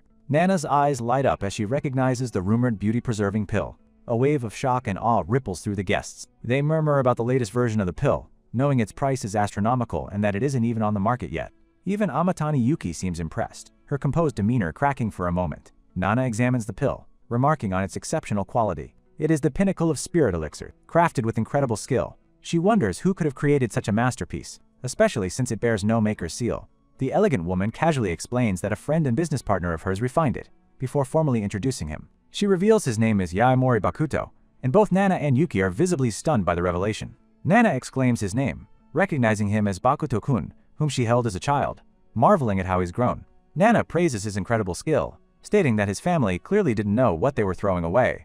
But Yuki dismisses his craftsmanship, reminding him that in noble circles, true value lies in cultivation power, not artisanship. She then coldly states that if it were otherwise, he would already be a senior elder in the Amatani house by now. Yaemori listens, silently, confirming his suspicions. The great houses of this world do have their own methods of cultivation. He internally scoffs, finding their methods crude and far below the standards he's used to. This, he realizes, is why his talent means nothing to them. Nana, still impressed, asks who taught him such skills, insisting his master must be extraordinary. The question of his master hangs in the air, bringing back dark, unspoken memories. A fleeting image of a woman's back flashes through his mind, a remnant of a past life and a different world. He brushes off the question with a smile, claiming it's just a hobby and that he never had a master. Just as Yaemori is about to ask his own questions, a new voice interrupts, cheerfully wishing Aunt Nana happy birthday. A man in a pristine white suit strides confidently toward them, his presence immediately shifting the atmosphere. The other guests instantly recognize him, whispering his name in awe. Aima Joe, the heir of the Aima family. Nana greets him warmly, calling him Joe and noting that he came.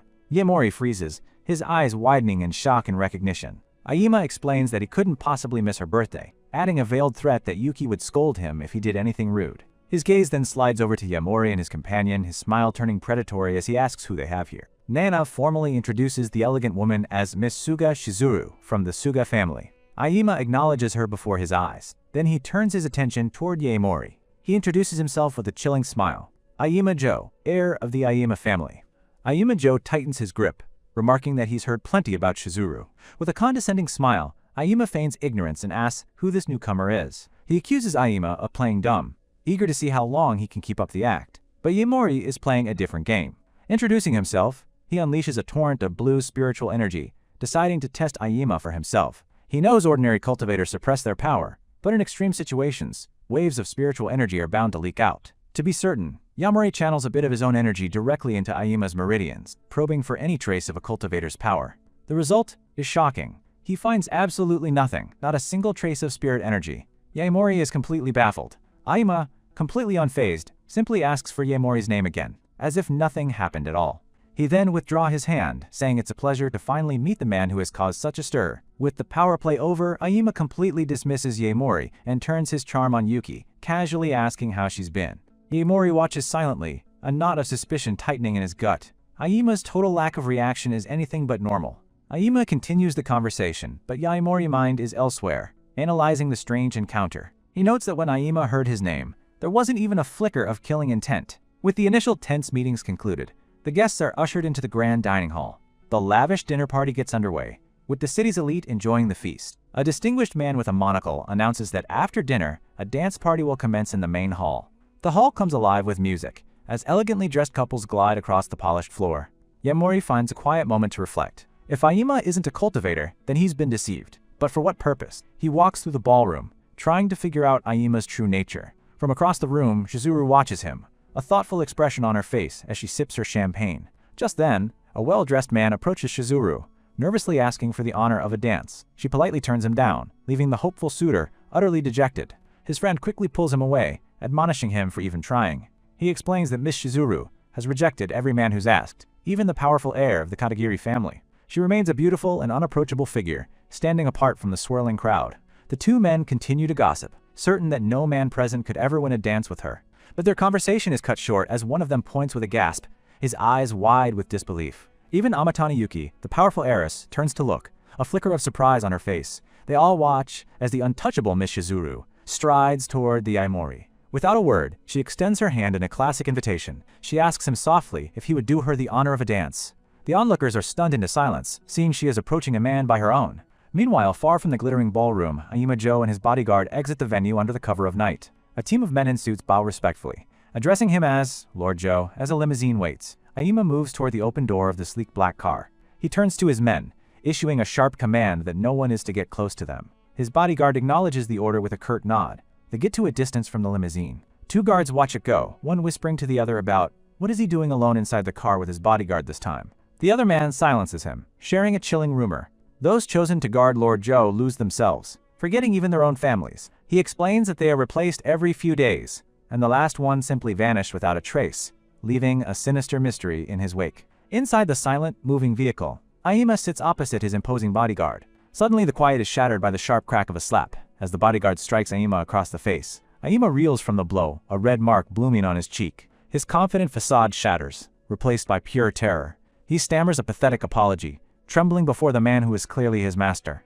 The bodyguard's hand is revealed, a ring on his finger glowing with crackling blue energy. He furiously asks Aima how he dared hold another woman's hand in front of Yuki. His face starts transforming, as he reminds Aima that he was only spared because he might still be useful. He warns the cowering man that if he can't even handle a simple task, he shouldn't expect the mercy of a peaceful death. Then, it's revealed that the true Aima Joe is him. Far from the opulent ballroom, Aima Joe steps out of his limousine. His subordinates bow deeply, addressing him with reverence as Lord Joe. He issues a crisp order, telling two of his men to accompany him back to the hall. However, one of the remaining guards watches with a grim expression, a sinister rumor echoing in his mind that only one person stepped out of that car. The truth of what happened in the car is revealed.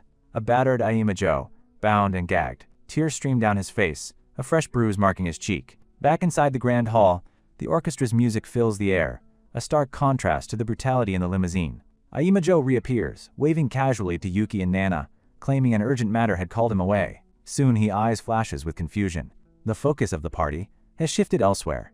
The entire hall is captivated by the sight of Yahello Bakuto dancing with the untouchable Shizuru Hoshikawa. The two move gracefully, Shizuru looking flustered and impressed, while Yahello barely breaks a sweat. The music swells, guiding their movements across the dance floor. They execute a perfect dip, drawing gasps from the stunned onlooker. Shizuru looks up at him with a blush, complimenting his dancing skill.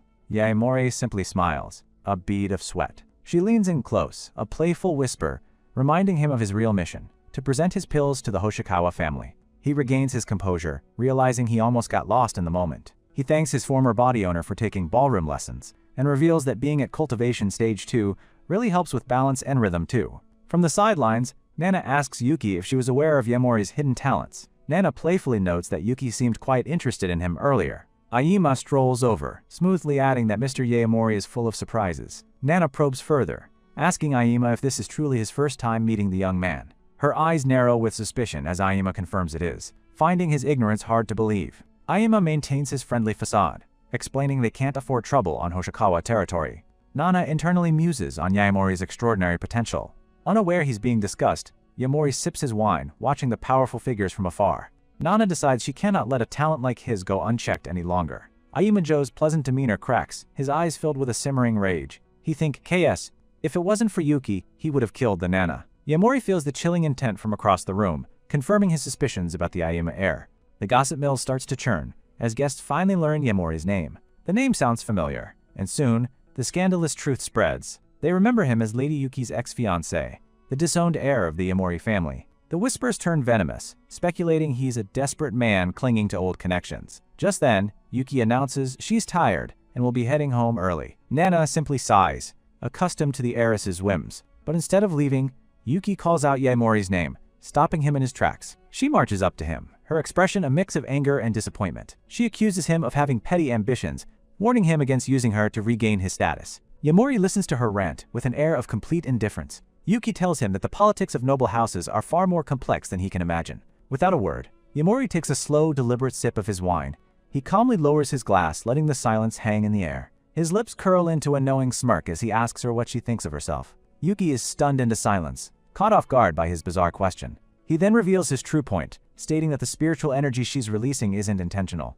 You're leaking it, because you can't control it. Her eyes widen in shock as a blue aura flares around her. He knows her secret. With his own eyes glowing a menacing red, Yaemori declares that her body is already at its limit.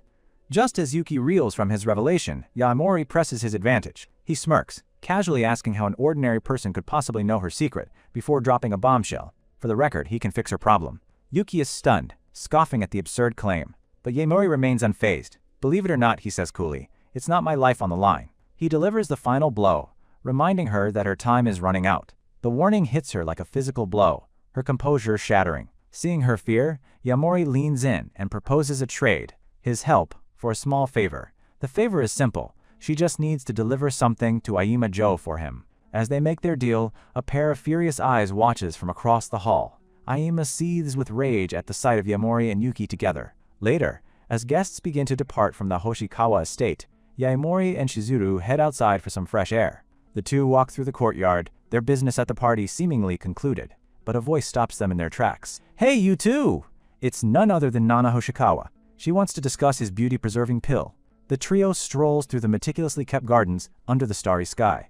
Yaemori correctly imagines her interest goes beyond a simple pill, and Nana confirms his suspicion. She offers him the courtesy of calling her Auntie, but he politely declines, reminding her he's no longer a part of the Yaemori family. Nana notes how much he reminds her of Yuki. Both are strong-willed, but trapped by their circumstances. She reveals the grim truth about Yuki's life. After her parents died, her uncle, the new head of the Amatani house, took control, puppeteering her entire existence. Though Yuki was lucky enough to be recognized by an ancient martial clan and given the right to cultivate, it wasn't a path to freedom. Shizuru is shocked. To escape her family's control, Yuki needs to surpass normal human limits, which means reaching cultivation stage 3. Yaemori explains that the power gap between stage 2 and 3 is like the difference between heaven and earth. To bridge that gap quickly, Yuki chose a dangerous path, trading her own lifespan for a rapid increase in power. Yaemori asks the obvious question. Why is she telling him, a stranger, all of this? With a heavy heart, Nana admits she's exhausted every option.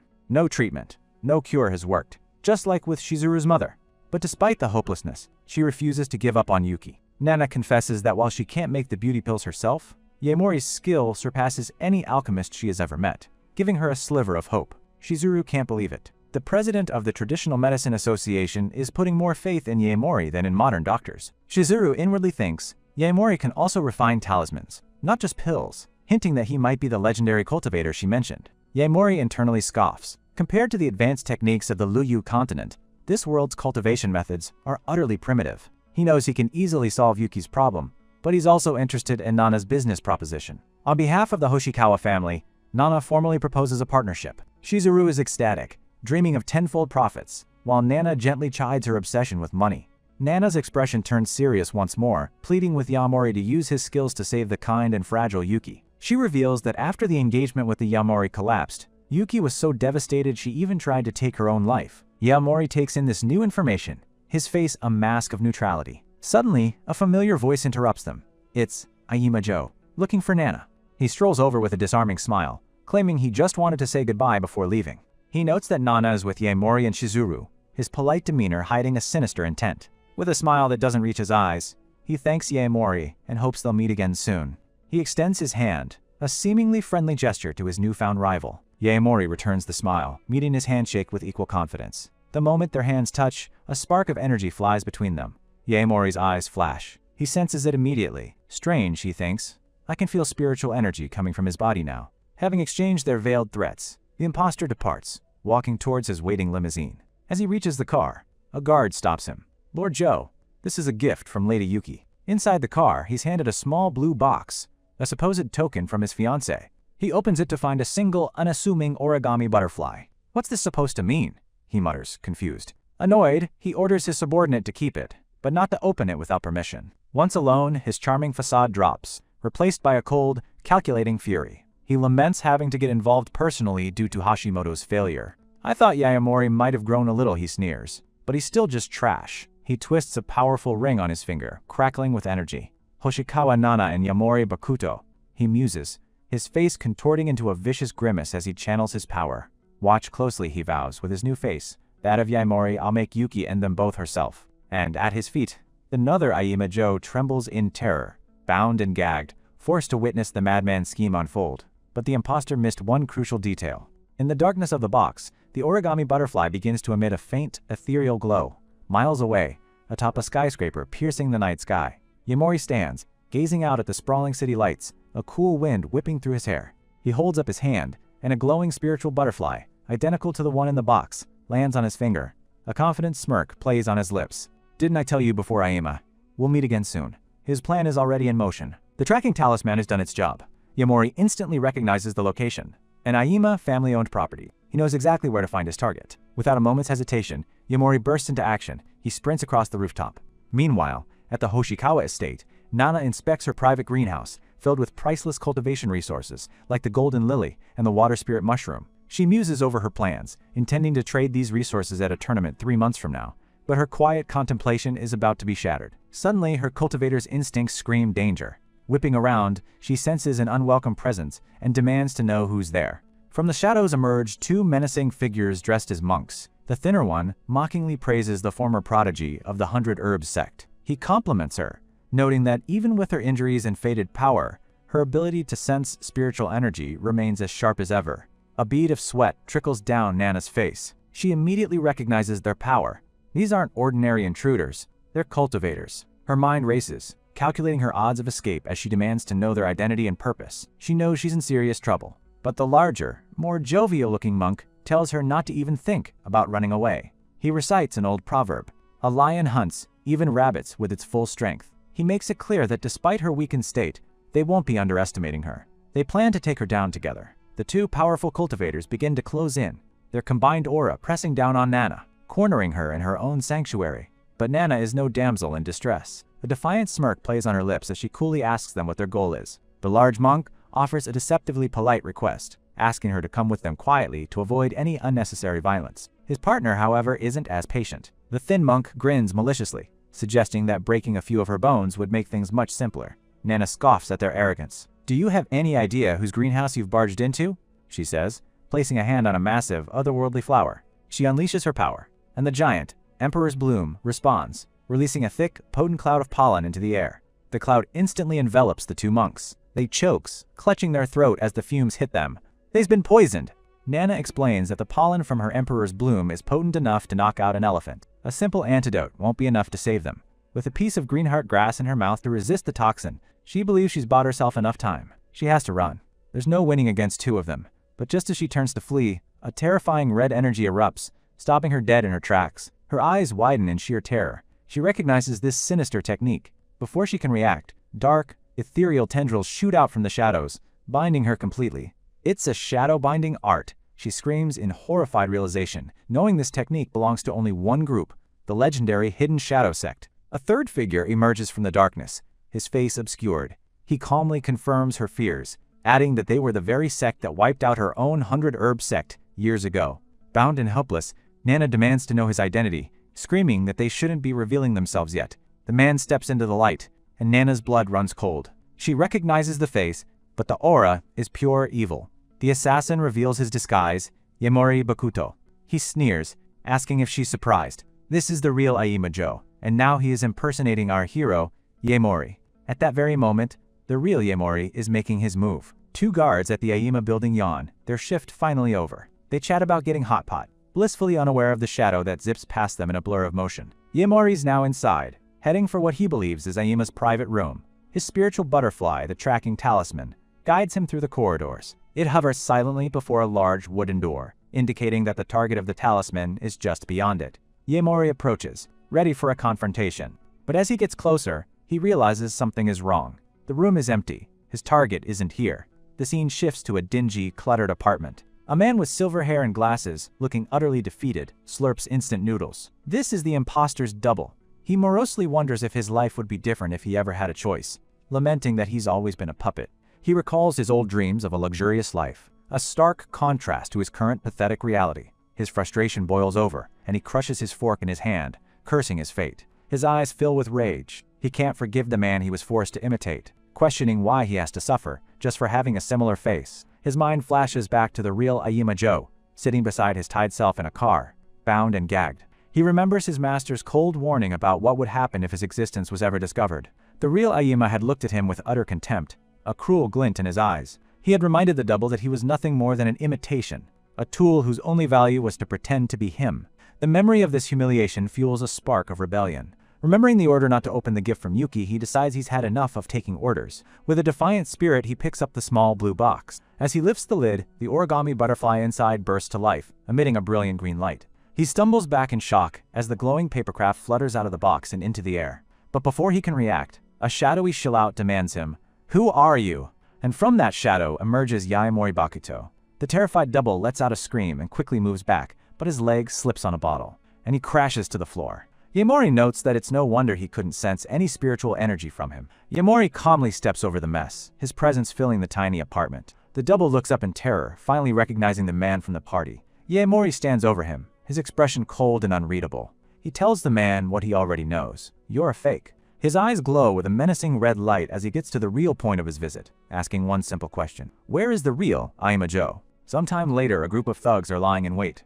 Their leader is on the phone with Aima Joe, promising to take care of the university brat in seconds. He confirms to his boss that they've set up the perfect ambush along Yaemori's usual route. With a sinister grin, he promises to rip their target to pieces and deliver them right to Aima's doorstep. Just then, a lookout shouts that their target has arrived. Unaware of the trap, Yaemori strolls confidently down the desolate alleyway, his hands casually in his pockets. But as he walks, his sharp senses pick up on something. He muses to himself that this world also has spirit vessels. He recalls that spirit vessels are special tools forged in places with immense spiritual energy, granting their users unique abilities. Forging such items requires the fine control of a cultivator at stage 4 or higher, a level of power that should be impossible in this world with its weak aura. Unless, he realizes, the rumors are true.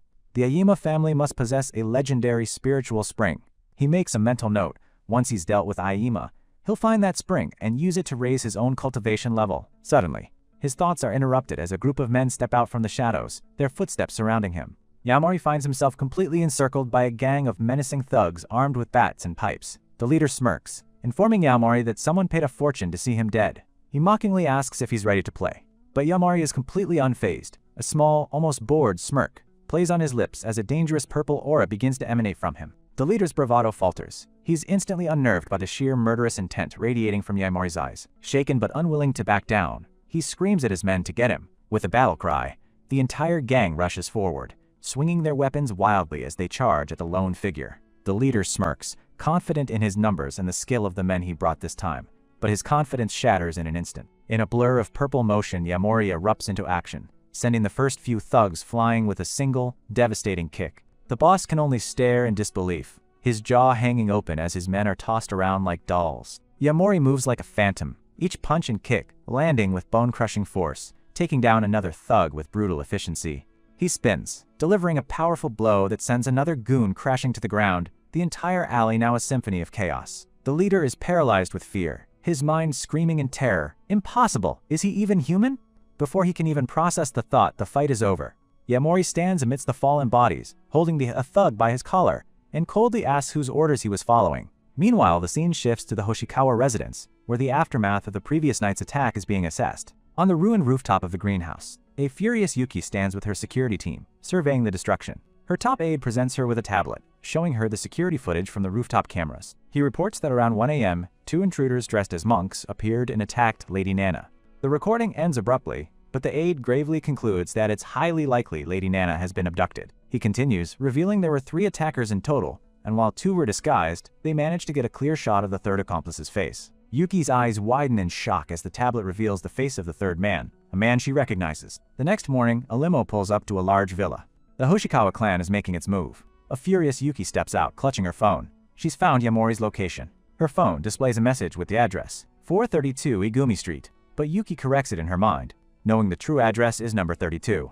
Her face is a mask of cold fury. Her eyes burn with a vengeful light as she thinks, Yaomori Bakuto, of all people, to lay hands on my family? She storms up to one of Yaomori's men, the one he beat up previously, and asks if Mr. Bakuto is here. Without waiting for a polite answer, she sternly orders the man to take her to him immediately. The man, clearly intimidated, gestures towards the house, explaining that Yaomori is inside the mansion now. As they walk through the garden, Yuki sees several thugs, now looking more like gardeners than gangsters. She finds Yaomori relaxing on a patio chair, being served a glass of water by the very same thug leader he'd just interrogated. Yaomori looks up, surprised to see Yuki, whom he casually calls by her last name, Amatani. Yuki wastes no time, marching right up to him with a furious expression. She furiously demands that he order his men to release her aunt immediately, promising to overlook the incident if he complies. Yaomori, looking utterly confused, sits up and asks her what on earth she's talking about. Yuki gets right in his face, accusing him of playing dumb and demanding to know what he's planning after kidnapping her aunt. Yaomori's expression shifts from confusion to seriousness. He asks her directly, "So you think I did it? Don't play dumb. We have proof!" she screams, shoving the tablet in his face. She taunts him, asking if he didn't expect to be caught on camera. The screen shows a grainy image of what appears to be Yaomori on the rooftop with Nana, with a timestamp of 1:23 a.m., but the next image is a close-up, revealing a sinister, unfamiliar sneer on Yaomori's face. The gears in Yaomori's head click into place. He realizes someone impersonated him to kidnap Nana, and the culprit must have used a spirit vessel to pull it off. This is Aima's play to pit them against each other. But Yuki isn't convinced. Her cultivation power flares to life as she threatens to make him regret everything if he doesn't return her aunt immediately. Yaomori calmly stands his ground, pointing out the obvious flaw in her accusation. Like, I'd go to Lady Nana's home at 1:30 in the morning. If you don't believe me, then ask these Aima's subordinates yourself. His logical retort gives Yuki pause. Her anger momentarily subsides, replaced by confusion. She asks about Aima's men, who are clearly here with Yami. The thug leader quickly steps in, showing Yuki his phone. It's a chat log with Lord Joe, proving they were all with him at the time of the kidnapping. Yuki is still skeptical, asking how he explains the footage of him on the rooftop. Yaomori reveals that they actually have another video, one taken from a different angle that will explain everything. He shows her a video on his own phone. It's a recording of the interrogation with Aima's double. In the video, the man Yasuhiro Yosa confesses that he is Aima Joe's body double, and was impersonating him at the party. He explains that the real Aima uses a special ring, a spirit vessel, to disguise his appearance, which is why he so rarely shows his face in public. Yuki is stunned. "So, Joe can shapeshift?" she asks in disbelief.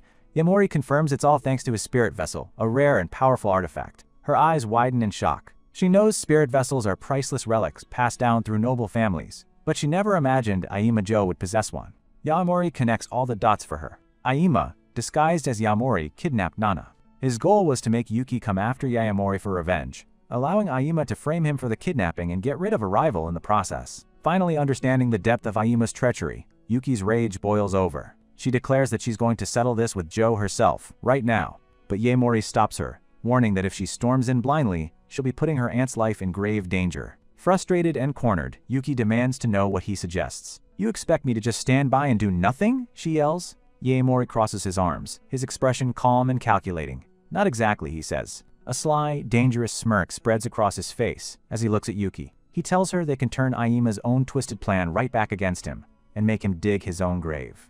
A man screams in agony as a strange purple energy chokes the life from him. His lifeless body is unceremoniously dropped to the floor. The real Aima Joe stands over him, surrounded by a swirling pink aura. declaring that ordinary humans are just too boring. He asks one of his monk associates if their preparations are complete. The monk explains that normal human vitality can't withstand the side effects of Lord Joe's cultivation. Their plan involves absorbing the life force of their captive, Nana, who is shown bound and chained in a dark chamber. Aima plans to use this power-up to secure a position on the family's Council of Elders, promising to then recommend the monks to the powerful Zen sect. The monk bows graciously, calling it a tremendous honor. His partner then reports that they successfully captured Yaemori last night and asks Aima for instructions. Aima laughs maniacally, ordering them to take Yaemori to Kogen Temple, but to keep him alive for now. His face twists into a sinister sneer as he vows to personally rip out Yaemori's tongue before letting Yuki deliver the final blow. The scene shifts to the heavily guarded Kogen Temple. A couple of the guards are bickering amongst themselves, but their leader, Haruya, quickly shuts them down.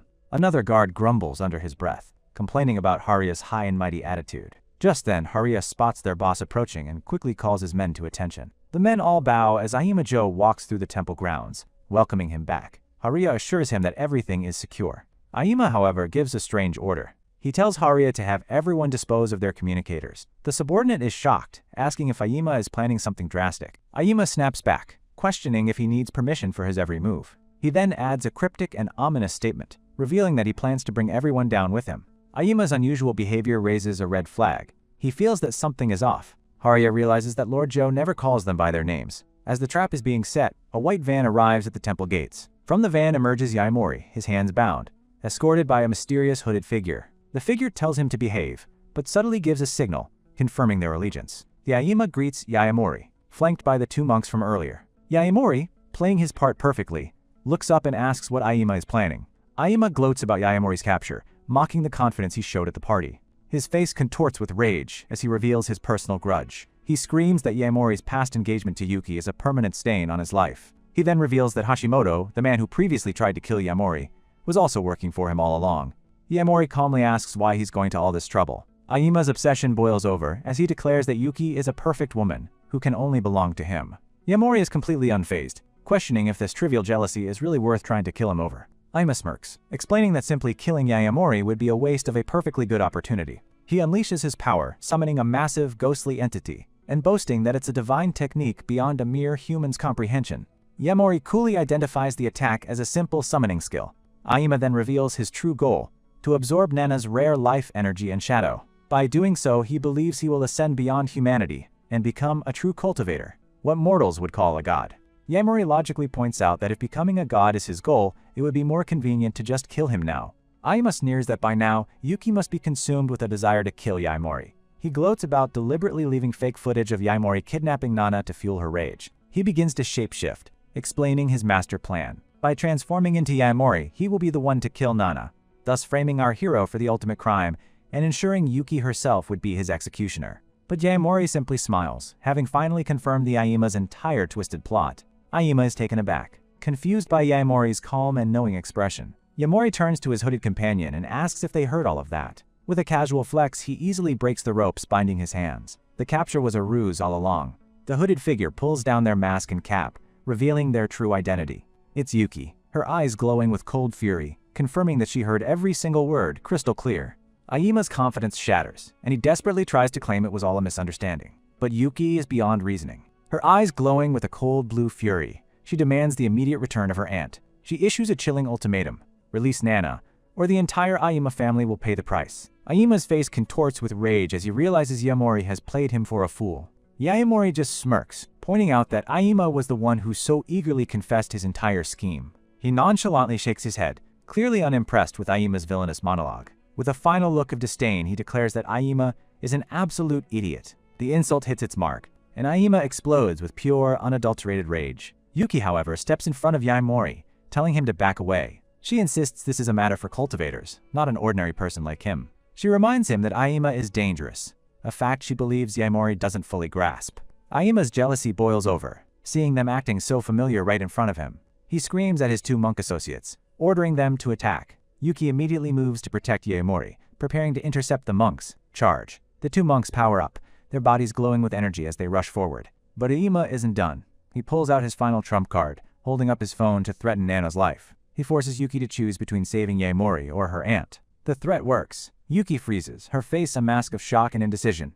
Yaemori, completely unfazed, calmly tells her not to worry. He then reveals his own phone, showing Aima a picture that turns his blood to ice. On the screen is Nana, bandaged but safe, being carried away by one of Yayamori's men. The hostage has already been secured.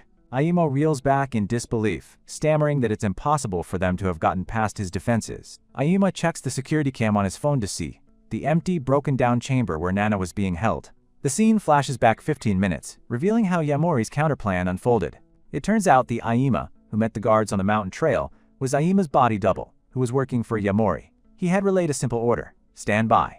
He then told them not to move until they received a call, effectively neutralizing Aima's entire backup force. After leaving the men behind, Aima's body double nervously ensures no one followed him. He then sends a text to Yamori, confirming that the men have been dealt with and they are awaiting the arrival of the Hoshikawa family.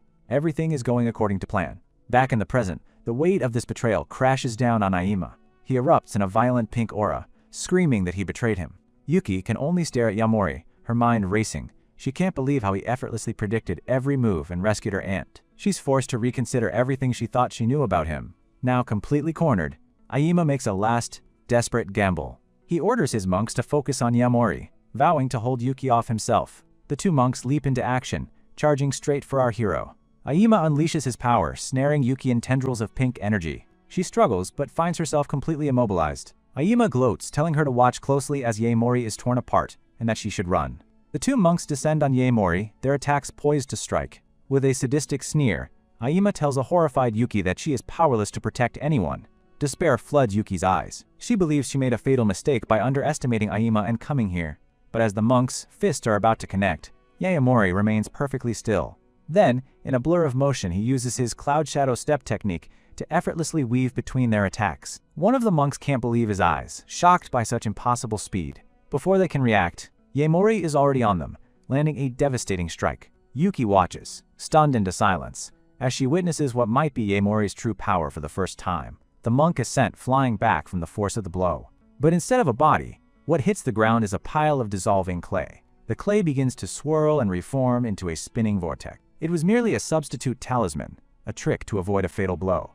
The real monk reappears a short distance away, furious that he was forced to waste such a valuable item. But Yaemori isn't waiting around. He vanishes again, appearing behind the second monk in an instant. With another lightning-fast strike, he sends the second monk crashing to the ground. Aima watches in sheer terror, realizing that no ordinary person could ever move with such speed. The truth finally dawns on him as a powerful blue aura erupts from Yaemori's body. He stammers in disbelief, realizing the boy he thought was a mere mortal is actually a cultivator. Yuki is equally shocked, her mind struggling to process this impossible revelation. Blue flames lick at Yaemori's feet as he calmly states that he's been looking forward to this meeting for some time. His power continues to rise, a silent promise of the beatdown to come. He begins to recount Aima's list of sins, starting with how Aima had him locked up and attacked. Next, he brings up the assassination attempt plotted with the despicable Hashimoto. And finally, he mentions the kidnapping of his friends and the harm done to his innocent pet dog. He tells Aima that he's been like an annoying fly buzzing around, and his patience has finally run out. With his eyes glowing with terrifying power, Yaemori declares his intention to crush Aima as quickly as possible. With his monks taken out, Aima faces Yaemori, the man who single-handedly dismantled his entire plan. Refusing to accept defeat, Aima seethes, sneering that being a cultivator means nothing. He reveals his true trump card, a forbidden technique he'd hoped to never use, one that comes at a terrible price. A monstrous purple spirit entity erupts from his body, towering over the battlefield. His two defeated monks can only scream in agony, as their life force and cultivation are forcibly drained from their bodies. Yaemori watches with a clinical eye, identifying the gruesome display as a transmission technique, a method he's surprised to see in this world. Aima roars, dismissing the monks as useless fools, before declaring its intent to absorb them completely. Aima laughs maniacally, explaining that to perfect his shadow technique, all he needed was to absorb a cultivator. The monks shrivel into husks, their essence pulled into Aima's transformed body. He declares that by absorbing two cultivators at once, he has now attained the power of a legendary Stage 1 cultivator.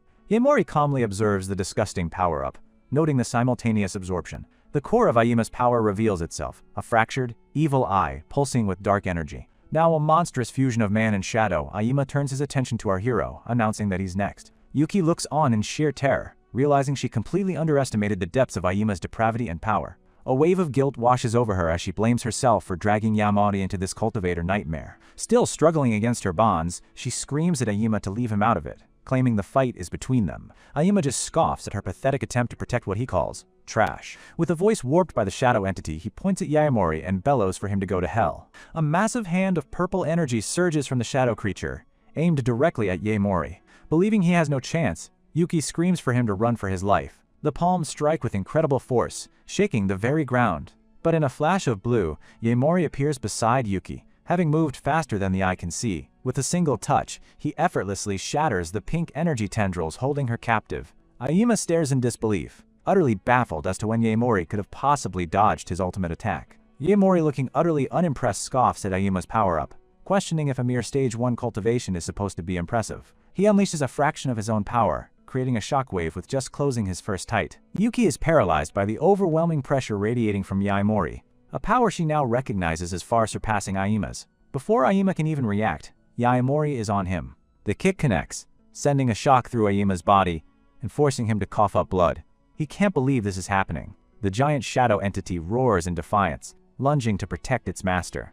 It gathers its power, crackling with violet lightning as it prepares a devastating counterattack. The entity unleashes a concentrated beam of pure destructive energy, aiming to obliterate Yaemori. But our hero simply stands his ground, casually swatting the massive beam aside with a single hand. Aima, pushed back, desperately tries to regain his composure, taunting Yaemori as a stage 2 failure who will be consumed by the shadow technique. He sinks his hands into the ground, transforming the battlefield into a swirling vortex of shadow energy. Vicious hands made of pure shadow erupt from the ground, attempting to ensnare Yaemori.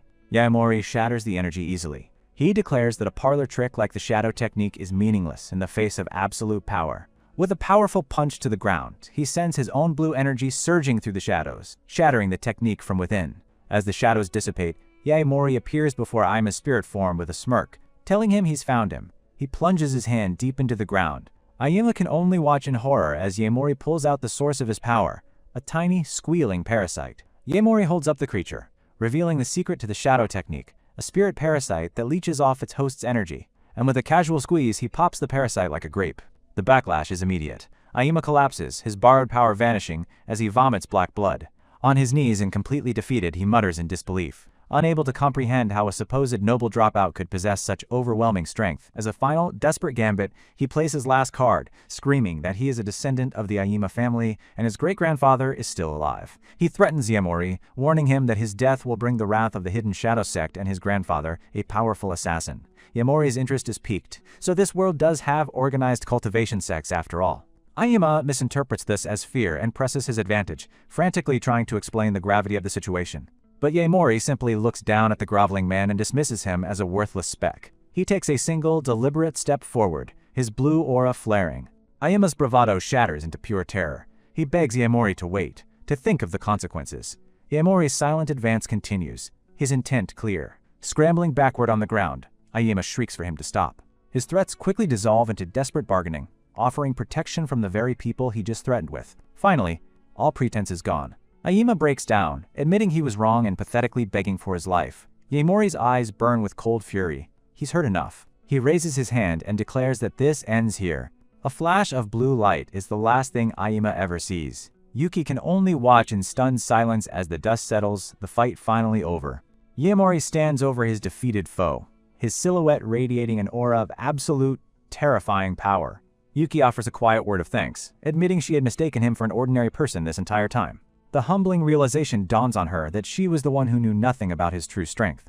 Yaemori brushes off her apology, stating he was prepared to fight alone regardless. He then reveals he got what he came for, stooping to pick up Aima's spirit vessel from the ground. He notes the crude craftsmanship, yet recognizes it could only have been made by a stage 4 cultivator. Yuki, still trying to process his immense strength, questions why someone so powerful was cast out of the Yaemori family.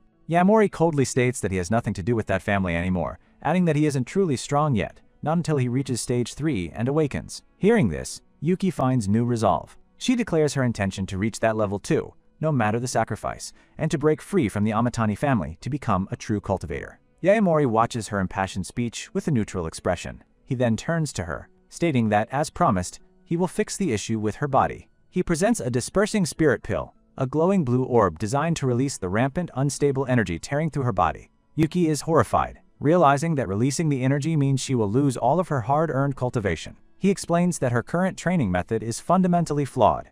If she continues, she won't just fail to progress, she'll shorten her own lifespan. She hesitates, asking if taking the pill will just turn her back into an ordinary person again. Yaemori dismisses her concern, reframing it as part of their next deal. He asks her if she wants to learn what real cultivation looks like, a tempting offer she simply can't refuse. Sometime later, the doorbell rings at Yaemori's luxurious villa. He opens the door to find an unexpected but not entirely unwelcome guest waiting for him. It's Yuki, looking rather stunning and blushing profusely as she stands there with her suitcase. She explains that she brought the things he asked, coyly asking if he's planning to stay for a while. Yaemori, ever the observer, simply points out that her face is bright red. Panicked, Yuki briefly wonders if it's another flare-up, before getting flustered and pushing her way inside. As they walk through the garden, she asks if he's going somewhere far this time. He confirms that he's not sure when he'll be back. After settling the Aima situation, he needs to head to Ryuja to find a spiritual spring. He points to the glowing silver heart grass, explaining that its gentle energy will be good for her body while she trains. A very good boy also seems to be enjoying the plant's calming aura, running around happily. Yaemori tells Yuki that before he leaves, he will teach her the basics of proper cultivation. He then asks her to take care of both the silverheart grass and the dog while he's gone. Seeing this softer, caring side of him, Yuki remarks that she didn't know he could make a face like that. Her expression softens as she asks for the adorable pup's name. When Yaemori admits the dog doesn't have one, she insists he give him one, stating that a name gives you a place in the world. After a moment of thought, Yaemori decides to call him Roku.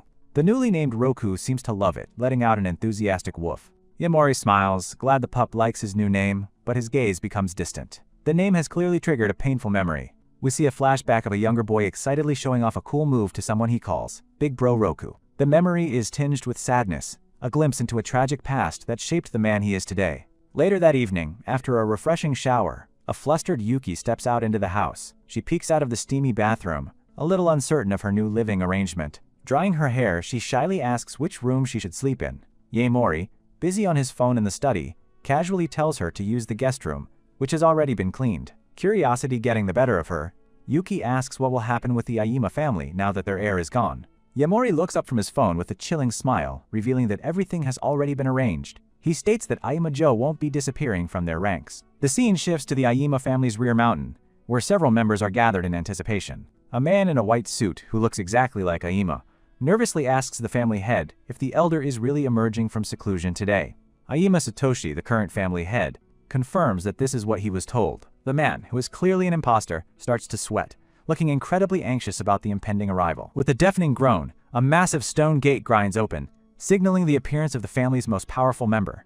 The gathered family members watch with a mix of awe and fear as the elder prepares to make his grand entrance. A huge clawed paw slams onto the ground, heralding the arrival of a truly monstrous presence. The elder emerges, musing that 5 years have passed in a flash, as time always does for cultivators. Riding a massive shadow lion, he thanks them for waiting.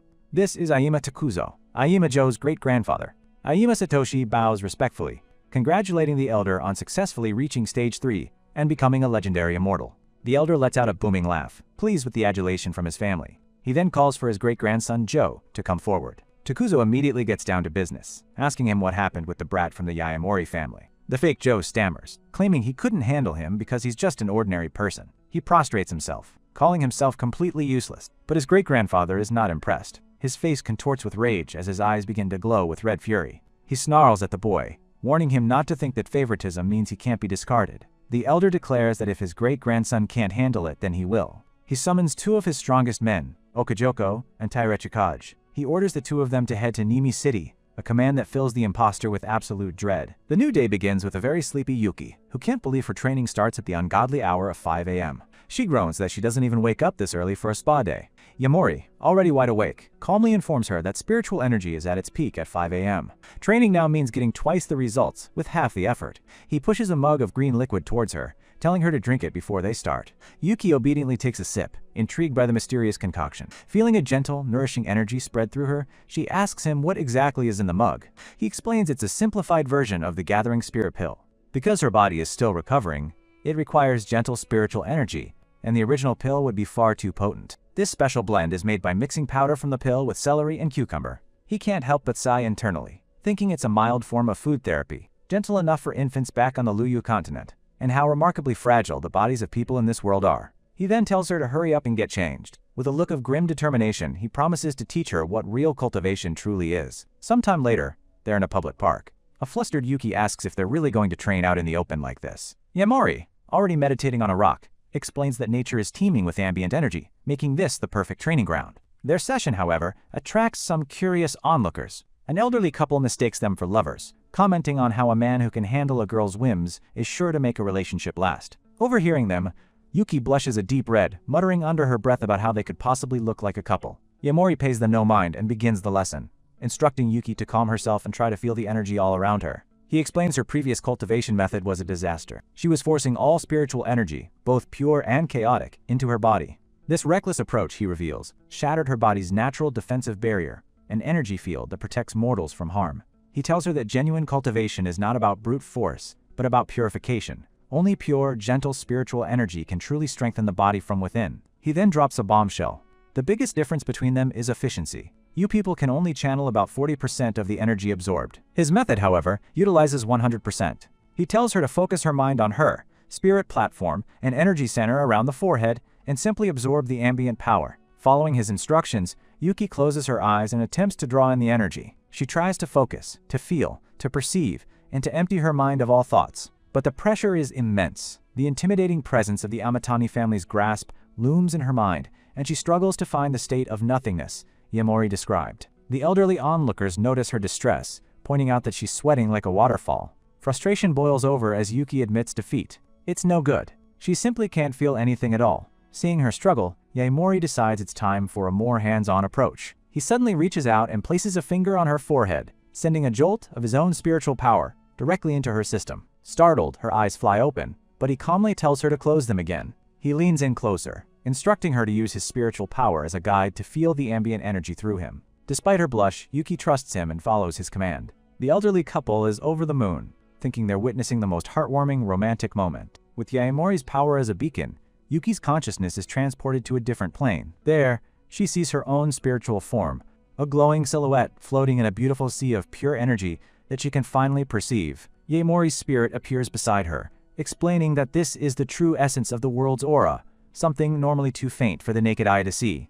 After a moment, he gently withdraws his finger, ending the connection. He tells her that's enough for one day. He stands, assuring her that if she continues to practice sensing and drawing in energy this way, she will reach Stage 1 cultivation. With the first lesson complete, Yaemori tells her it's time to head back. Later that evening, Yuki soaks in a well-deserved bath, lost in thought. She replays the day's events in her mind, her cheeks flushing as she remembers how close Yaemori was during their training. She lunges out of the water, trying to shake off the embarrassing memory. But her fluster soon gives way to fierce determination. Her goal is set. She will reach Stage 1, no matter what it takes. 1 week later, Yaemori stands alone in the city road, having left Yuki to her training. He arrived for his own quest, needing to find a spiritual spring. He thinks back to Yuki and Roku. He's confident that with a week of practice and the pill he provided, she should be well on her way to reaching Stage 1. He has complete faith in her talent, trusting her to handle things back home while he's gone. Just then, his ride arrives. He spots a bus pulling up to the curb. He walks towards it, ready to begin the next phase of his journey. As he steps onto the vehicle, the driver greets him with a sinister grin, asking if he's headed somewhere dangerous. The driver's eyes gleam with malice as he tells Yaemori to sit wherever he likes. Yaemori remains silent, his expression unreadable as he walks past the unsettling driver. He moves to the back of the bus and takes a seat. He puts in an earbud, his thoughts focused solely on his goal in Ryuja. As the bus drives off into the night, Yaemori thinks to himself that, finally, it's time. At the same time, miles away, a plane lands in Nimi City.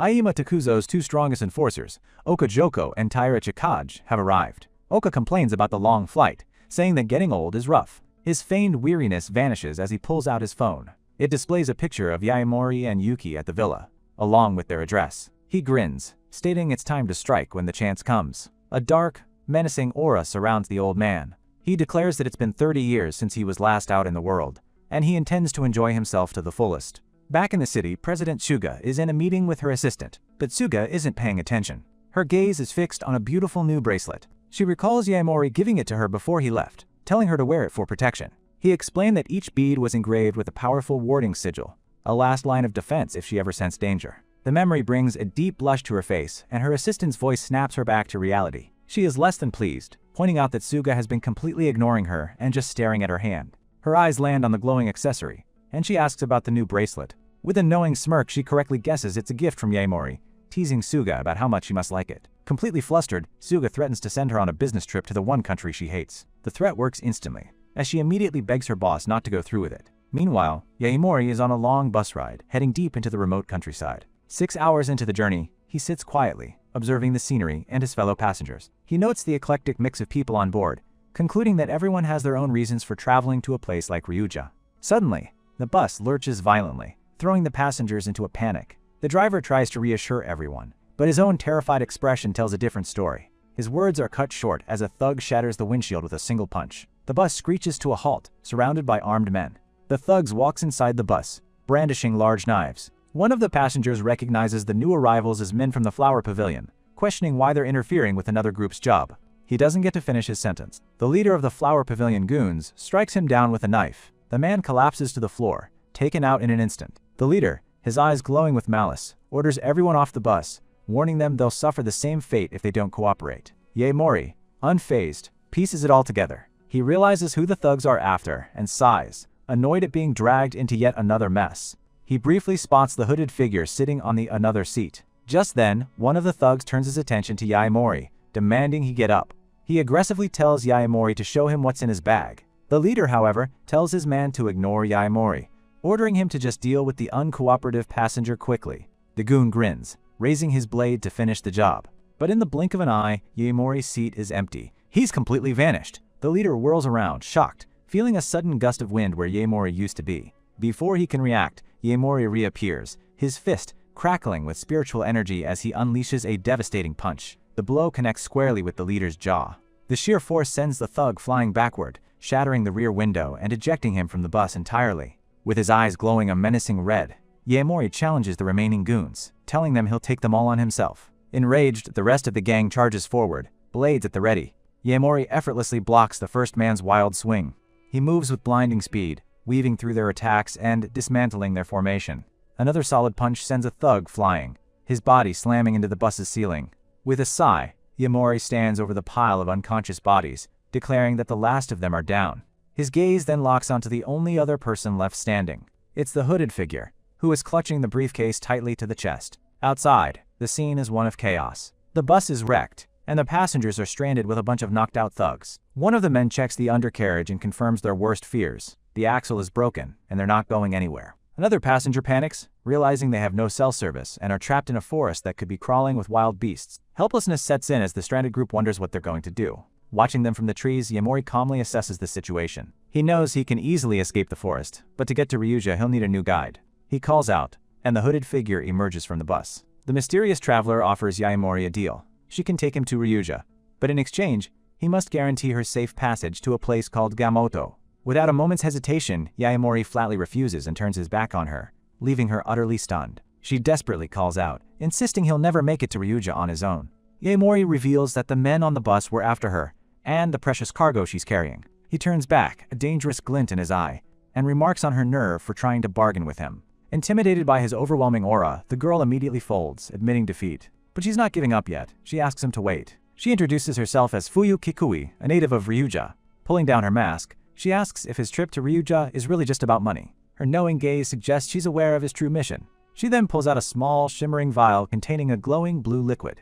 Confirming his suspicions, she declares that she knows he's come all this way for this. Just as the stranded passengers lose hope, the sound of approaching vehicles cuts through the silence. Their faces light up with relief, believing that help has finally arrived. A convoy of jeeps pulls up. One of the passengers eagerly runs forward, asking if they're the rescue team sent by Kamikochi-san.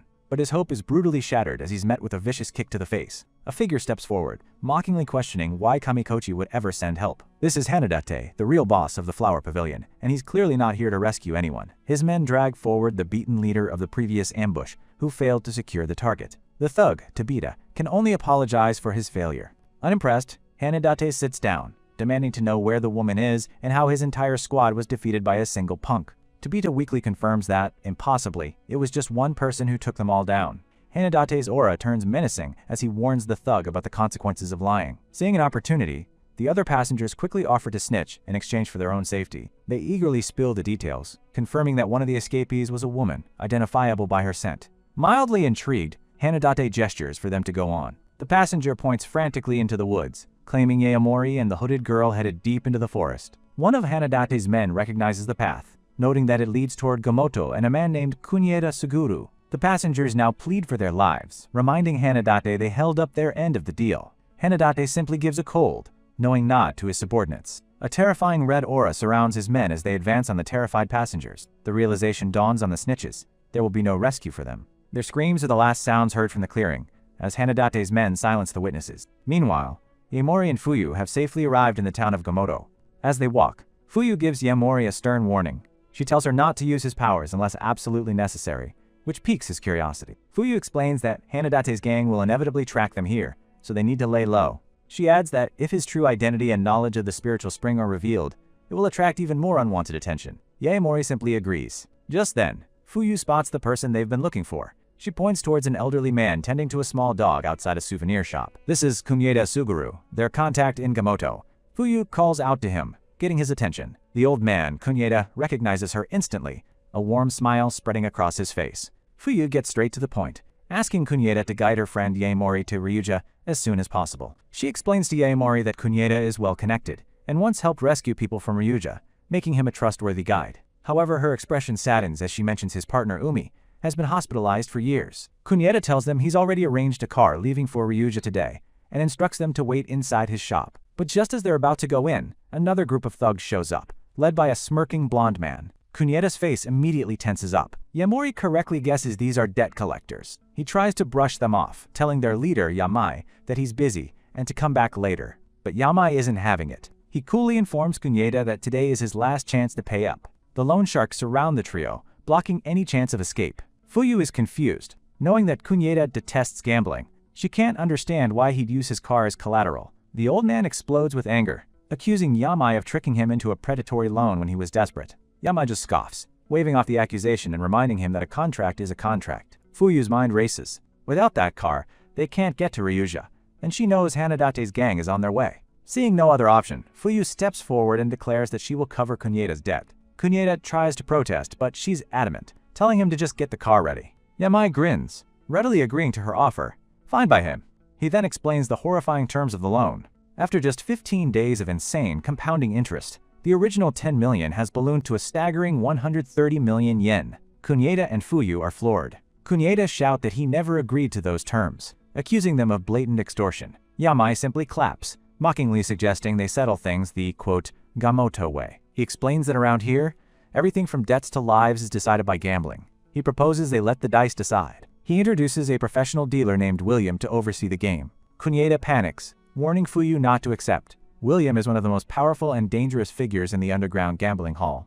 Yamai lays out the stakes. If she wins, the debt is cleared. But if she loses, it doubles to 260 million. He licks his lips, clearly confident in his trap, and asks if she still wants to play. Yaemori watches silently, assessing the situation. It's clear they've been backed into a corner. This is a well-laid trap. But Fuyu seems to have an ace up her sleeve. She recalls her childhood training, where she honed her hearing by listening to the sound of dice. A brief flashback shows her as a child, blindfolded, learning to discern the outcome of a dice roll by sound alone. Believing she has an overwhelming advantage, she confirms the terms one last time. If she wins, the debt is gone. Kunieda desperately tries to pull her back, insisting that it's a trap. Yamai assures her that he never goes back on his word. With the terms set, everyone takes their seats at the table. Fuyu's eyes narrow with focus. It's time to begin. The dealer, William, adjusts his glasses, a sinister glint in his eye, ready to start the high-stakes game. The high-stakes game begins, with Yamedi, Fuyu, and Kunieda seated opposite the professional dealer William and the smirking loan sharks. From his seat, Yaemori watches with a serious expression. He can tell Fuyu is walking right into a trap, suspecting her opponent is more than just a gambling prodigy. And he's right. The dealer, William, smirks with absolute confidence, a dark aura swirling around him. William thinks back to his childhood, recalling how he's been training in the art of gambling under his master since he was just 5 years old. This lifelong dedication has given him an almost supernatural ability to dominate any gambling hall he enters. On top of that, he has a secret weapon, a special button given to him by his master, a trump card for any situation. Fuyu, however, is brimming with her own confidence. Relying on her trained hearing, she believes winning this dice game will be a piece of cake. William's sinister grin shows he's more than ready to shatter her confidence and take everything from them. The first round starts. Fuyu shakes the dice cup and slams it down. William politely asks her to choose first, odd or even. Yamai and his lackey can't help but laugh, telling her not to complain if she loses, since she's the one rolling. Fuyu shoots them a steely glare, warning them that it's far too early to be celebrating. She focuses on the cup. To anyone else, it's a 50-50 game of chance, but her enhanced hearing gives her an unbeatable edge. She's already memorized the sound of the dice. With her senses locked on, she is absolutely certain the first round is hers for the taking. Brimming with confidence, she boldly declares that the result is even. William calmly accepts her choice, saying he'll take odd, and gestures for her to reveal the dice. She lifts the cup to reveal a 2, a 3, and a 5. The total is 10, an even number. She won. Fuyu and Cuneta are ecstatic. That's one win down. Just one more, and the entire 130 million yen debt will be cleared. But Yamai quietly cautions them not to get carried away. Across the table, William remains completely unfazed, simply telling them to continue.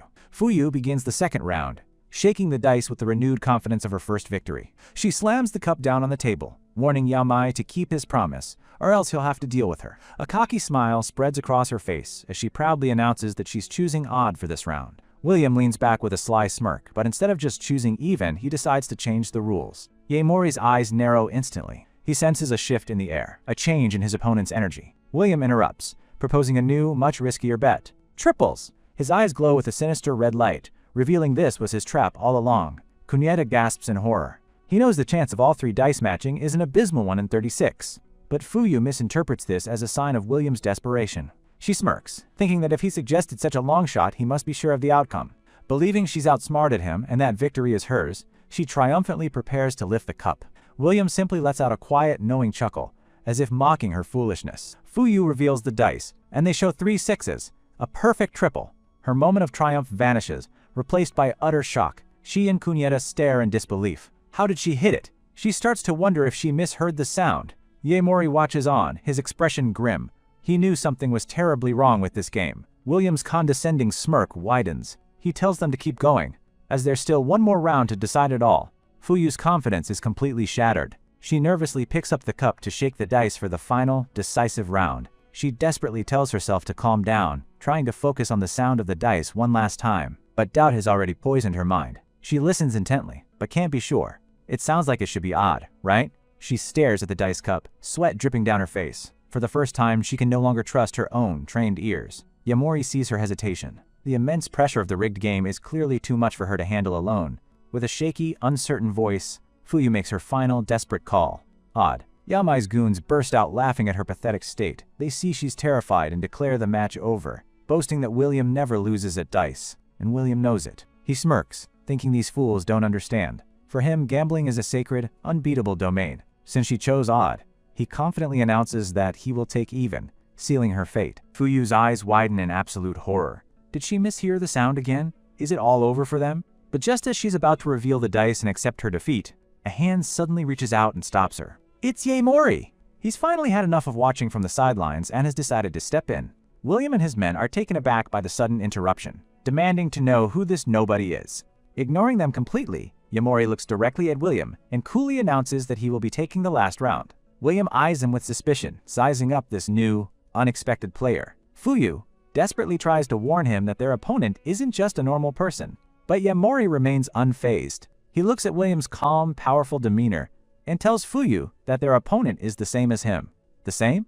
Fuyu can't comprehend what he could possibly mean by that. Then, the horrifying realization dawns on her. If William is the same as Yaemori, could he also be a cultivator? A hand slams down on the table. Yamai's goon is furious, shouting that Yaemori can't just swap in since the bet was only against Fuyu. But Yaemori isn't asking for permission. To prove he's serious, he throws down a credit card, announcing it has 24 million yen on it. Yamai, the loan shark boss, eyes the card, his interest suddenly piqued by this unexpected turn of events. A greedy smirk spreads across his face. He sees an opportunity to raise the stakes even higher. He leans back casually, taking control of the situation. He tells Yaemori he's not stupid enough to turn down cash. Yamai lays out the new terms. If Yaemori wins, the debt is wiped clean. But if he loses, the debt doubles, and the 24 million is all his. William, the dealer, smugly states he'll stick with even, just as he chose against Fuyu. He then asks Yaemori what his call will be. Yaemori's crimson eyes glow with an intense, unreadable light. He's about to make a call that will change everything. With ice-cold confidence, he ignores the simple odd or even choice and declares his bet, odd triples. Yamai's goons burst out laughing, calling his move lame for copying William's triples, call, and mocking the impossible odds. Fuyu and Cuneta look on worriedly. Fuyu tries to warn him, saying that getting triples is rare enough, but limiting it to just odd numbers is insane. William, however, remains poised, a slight, condescending smile on his lips. He calmly asks if Yaemori is absolutely sure about his choice. Yaemori simply replies, of course, and asks for permission to reveal the dice. Filled with absolute certainty in his own power, William gestures for him to go ahead. A sinister purple aura surrounds him. He thinks to himself that with his secret button, he can telekinetically move anything in range. Changing the dice to ensure his victory is child's play. With the 24 million yen practically in his pocket, he greedily tells Yaemori to open it. Yaemori lifts the cup, and there on the table lie 3 ones. It's a perfect odd triple. The room falls silent. William and his cronies stare in utter disbelief, their jaws dropping in unison. William shoots up from his seat, completely baffled. He can't understand how the dice landed on that. Fuyu slams her fists on the table, calling out their hypocrisy. She yells, questioning why his triples are fine, but theirs is suddenly considered cheating. Now completely rattled, William shouts that it's impossible. As long as he's there, there's no way they could have rolled triples. But Yaemori just smirks back at him, knowing the truth. He calmly reveals William's deception, stating that William himself is the one who has been changing the dice faces using a hidden button on his sleeve. As Yaemori's own power flares to life, he calls William's trick childish, revealing he has overridden the dealer's control. The entire group is stunned.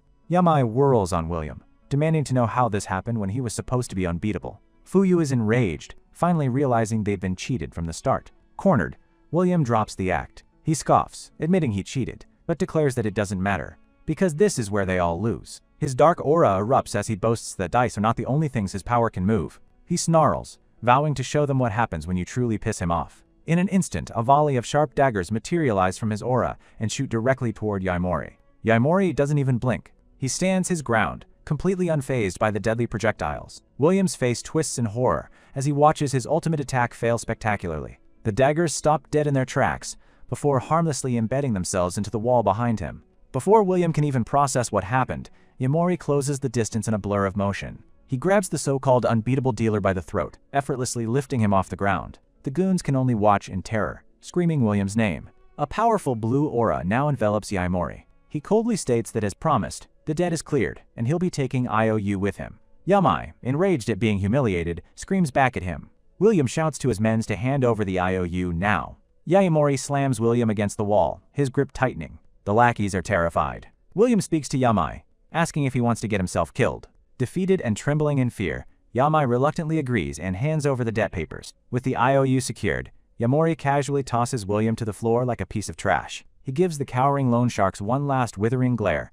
telling them to take their things and get lost. William lies on the floor, utterly broken and staring up at Yaemori with pure, unadulterated terror. As Yaemori and Fuyu walk away, she asks him what he did to make the professional gambler so terrified. Yaemori simply replies that it was nothing much. Meanwhile, Yamai's goons crowd around their shell-shocked dealer, commenting that they've never seen him so scared and can't believe one guy took them all out. William is still trembling, a cold sweat covering his brow as he clutches his arm. He can't stop thinking about Kunieda, the old man who started all this, wondering why he's connected to such a monster. The horrifying memory replays in his mind. In just a split second, Yaemori had not only overpowered his ability, but had also completely destroyed the special button hidden in his sleeve, a priceless artifact that not even a bomb was supposed to be able to break. Shaken to their core, the entire group flees, vowing to get out of there as fast as they can and to never, ever come back. The scene shifts to a quiet forest outside Ryuja, where a group has set up a campsite for the night. Hanadate enjoys a steak dinner. He's asked by a subordinate if he has confirmed the route. The subordinate reports that their targets will have to pass through this very road if they head back to Ryuja the next day. A sinister grin spreads across the subordinate's face. He reveals that they paid a fortune to hire a certain someone for this job. His final order is chilling. Make sure not a single one of them walks away alive. Nearby, a heavy crate sits ominously in the grass, its contents unknown. With tears of gratitude welling in his eyes, Kunieda thanks Yaemori and Fuyu for saving him. He confesses that without their help, he'd have lost everything. Fuyu graciously replies that Kunieda helped them when they had nowhere else to turn. She turns to Yaemori, thanking him again for his timely intervention. He coolly reminds her their journey isn't over. They still need a ride to Ryuja. Kunieda proudly arranges the transport, getting so worked up in his enthusiasm that Fuyu has to calm him down. His enthusiasm gets the better of him, sending him into a coughing fit. Fuyu quickly tells him to take it easy. Soon after, they find themselves boarding a canvas-topped truck, part of a small convoy heading out. As the truck pulls away, Fuyu waves a final, warm goodbye to the kind old man. On the back of the truck, the two settle in among a motley crew of other passengers. Yaemori sees her chance to ask Fuyu a burning question. If she's from Ryuja, why is she being hunted? She reveals the reason Hanadechi's men are after her, patting the metal suitcase beside her. Yaemori's curiosity is piqued. He asks her what's so important about the contents of the case. Fuyu admits she doesn't actually know what's inside. Her only clue is the identity of the person who gave it to her, a powerful cultivator. The convoy rumbles on, unaware of the various secrets and dangers it carries. Elsewhere in the truck, a hooded man advises her companion, a young lady named Rei, to be wary of their fellow travelers. The man with Rei smirks, agreeing that most of the passengers look like trouble. This is Kasumi Rei, the esteemed heiress of the influential Ryuto group, and her companion is Chino Kohei, who claims to be the successor of the Kushunryu. He brags that he can read people's hearts with ease. He begins to demonstrate his power, pointing out a man who looks honest but supposedly has a heart of pure darkness. Next, he scoffs at an old woman, dismissing her as a greedy peasant. His gaze then falls on Fuyu, whom he labels an unrefined, walking disaster waiting to happen. Rei, a bit skeptical, asks if he's certain, since they all seem like ordinary people to her. Chino oozes false confidence, telling her to trust his judgment, as the founder of his martial arts style was a legendary cultivator from Ryuja. But in his mind, he's laughing at her gullibility. He believes cultivators are a myth and is just using Rei to get close to her family's fortune. Rei, completely oblivious, beams with admiration, totally convinced he's the real deal. Chino's condescending analysis of the passengers continues until his eyes land on Yaemori. He notes that Yaemori has been sitting silently with his eyes closed, and an unexplainable sense of unease creeps over him. Shaking it off, he scoffs, and thinks to himself that he hopes he gets a chance to show off his skills soon. Be careful what you wish for. Up ahead, a massive fallen tree suddenly blocks the convoy's path. The driver screams a warning as he desperately tries to avoid the obstacle, but it's too late. The truck careers off the road with a bone-jarring crash. The sudden ambush brings the entire convoy to a screeching, chaotic halt. In the back, the passengers are thrown into disarray, wondering what could have possibly happened. Their answer arrives in the form of armed thugs, who immediately surround the crippled vehicles. The assailants, led by two menacing figures, order everyone out onto the road. The lead thug, Hanadate, recognizes the trucks as property of the Ministry of Defense. His subordinate Tabita laughs, remarking they've caught some country bumpkins. Tabita inwardly thinks he didn't even get to see the face of the man who knocked him out on that bus. Forced out of the truck, the passengers are terrified. One passenger desperately tries to talk his way out of the situation, pleading with the thugs. He even tries to drop Kunyeda's name, offering a cigarette in a futile attempt at peace. But subordinate is unimpressed, slapping the cigarette from his hand with a sharp crack. He coldly asks who gave the man permission to try and curry favor with them. Before the man can answer, a flash of steel runs down. His ear drops to the ground, a bloody message to anyone else thinking of resisting. The passengers' hope turns to sheer terror as they realize this is an execution, not a robbery. The leader casually wipes the blood from his blade, warning the others to stop their whining, or they'll be next. A sadistic grin lights up his face as he promises to slit all of their throats. As his men advance, one of them, a brute with a scar, zeroes in on Rei. Rei fights back instinctively, throwing a desperate punch and telling him to stay away. His expression turns dirty as he orders their men to search her. Overwhelmed, Rei is quickly knocked to the ground by the advancing thugs. She screams for her supposed protector, calling out Chino's name for help. But Chino is paralyzed by fear, realizing he's completely powerless against these actual killers. Meanwhile, Yaemori and Fuyu are herded out with the others, their faces grim. Fuyu whispers that their enemies have guns, and that they must hide their identities. She suspects the loan sharks tipped off Hanadate's crew about their route. Yaemori's eyes burn with a cold, righteous anger at the sight of grown men preying on the weak. An elderly woman bravely steps in front of Rei, shouting at the attackers for being so pathetic. Rei, still holding on to hope, reminds Chino of his promise to her father, to protect her in exchange for a hefty sum of money. Chino can only stammer, his face a mask of pure terror. His fraudulent persona is crumbling fast. The lead thug, Hanadate, overhears the word, cultivator, and smirks, intrigued. He turns his attention to Chino, pointing a gun at his head. He mockingly asks if a cultivator can survive a bullet. That's the final straw. Chino's false courage shatters, and he collapses to his knees. He grovels, desperately insisting he's not a cultivator, and that Rei tricked him, begging the thugs not to believe her. Rei looks on, her expression a mixture of shock and heartbreak. She confronts him, her voice trembling. He had promised to be her hero, to find a cure for her sick grandfather. Cornered and exposed, Chino snaps. He screams that it was all a lie, and tries to save his own skin by selling Rei out, telling the thugs how rich she is. Tears of betrayal stream down Rei's face. The man she trusted has shown his true, monstrous colors. Hanadate holsters his gun, his expression one of utter boredom. He declares that, as he suspected, all cultivators are liars. But as he scans the terrified crowd, his eyes lock onto a new, more interesting target. He hadn't paid any mind to Yaemori before, writing him off as just another face in the crowd. Now he's met with an unblinking, crimson gaze that holds no fear, only cold, silent fury. Hanadate's boredom transforms into a predatory grin as he aims his gun at Yaemori. He issues a simple command, get on your knees and beg for your life. Just as Hanadate pulls the trigger, Fuyu shouts a warning. and in a selfless act, Fuyu throws herself in front of him. She takes the bullet square in the chest, shocking everyone with her sudden sacrifice. The other passengers cry out in horror, believing the young woman has been fatally shot through the heart. Yaemori holds the collapsing Fuyu, his mind reeling. He can't believe she would shield him with her own body. Gasping in pain, Fuyu explains that her family always repays their debts, though she admits a gunshot hurts more than she expected. Her strength fading, she apologizes to Yaemori, certain she isn't going to make it. But Yaemori's expression hardens. He tells her to come closer, his voice low and serious. A brilliant green light erupts from his hand, enveloping Fuyu. He reassures her that she will be fine.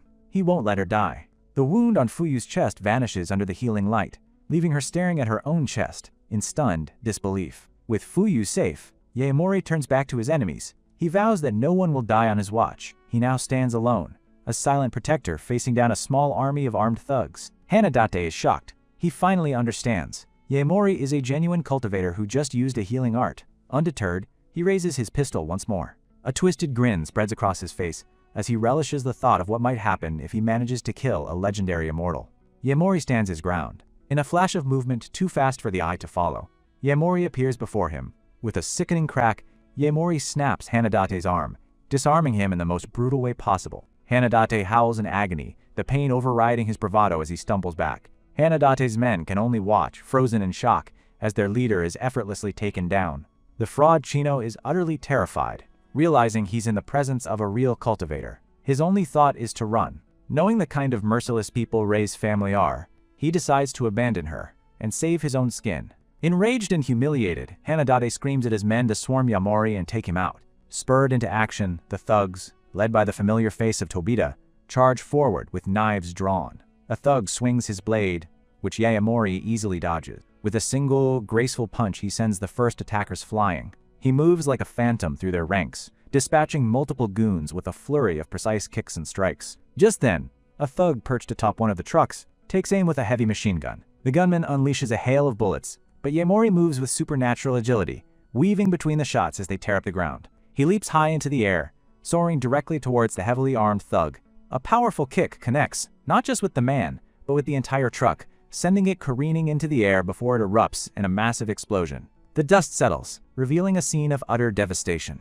Yaemori stands calmly amidst the wreckage, his job not yet finished. The remaining thugs, including a battered Tobita, stare in sheer terror, realizing they're not fighting a man, but a monster. Desperate, Tobita decides it's time to use his secret weapon, his last resort. But before he can act, a pair of menacing, glowing red eyes materializes in the shadows right behind him. It's Yaemori, appearing like a grim reaper. Tobita feels a chill, but doesn't realize death is right at his back. The sound of a final, swift blow echoes through the clearing, followed by a scream of agony. Meanwhile, the coward Chino has made a run for it, scrambling through the nearby woods. He stumbles upon what appears to be the thugs' surprisingly well-equipped campsite. Spotting a Humvee, he thinks he's found his ticket out of there, hoping to find the keys inside. But in his haste, he trips and falls over something solid hidden in the grass. He hits the dirt hard, cursing his clumsiness as he pushes himself up.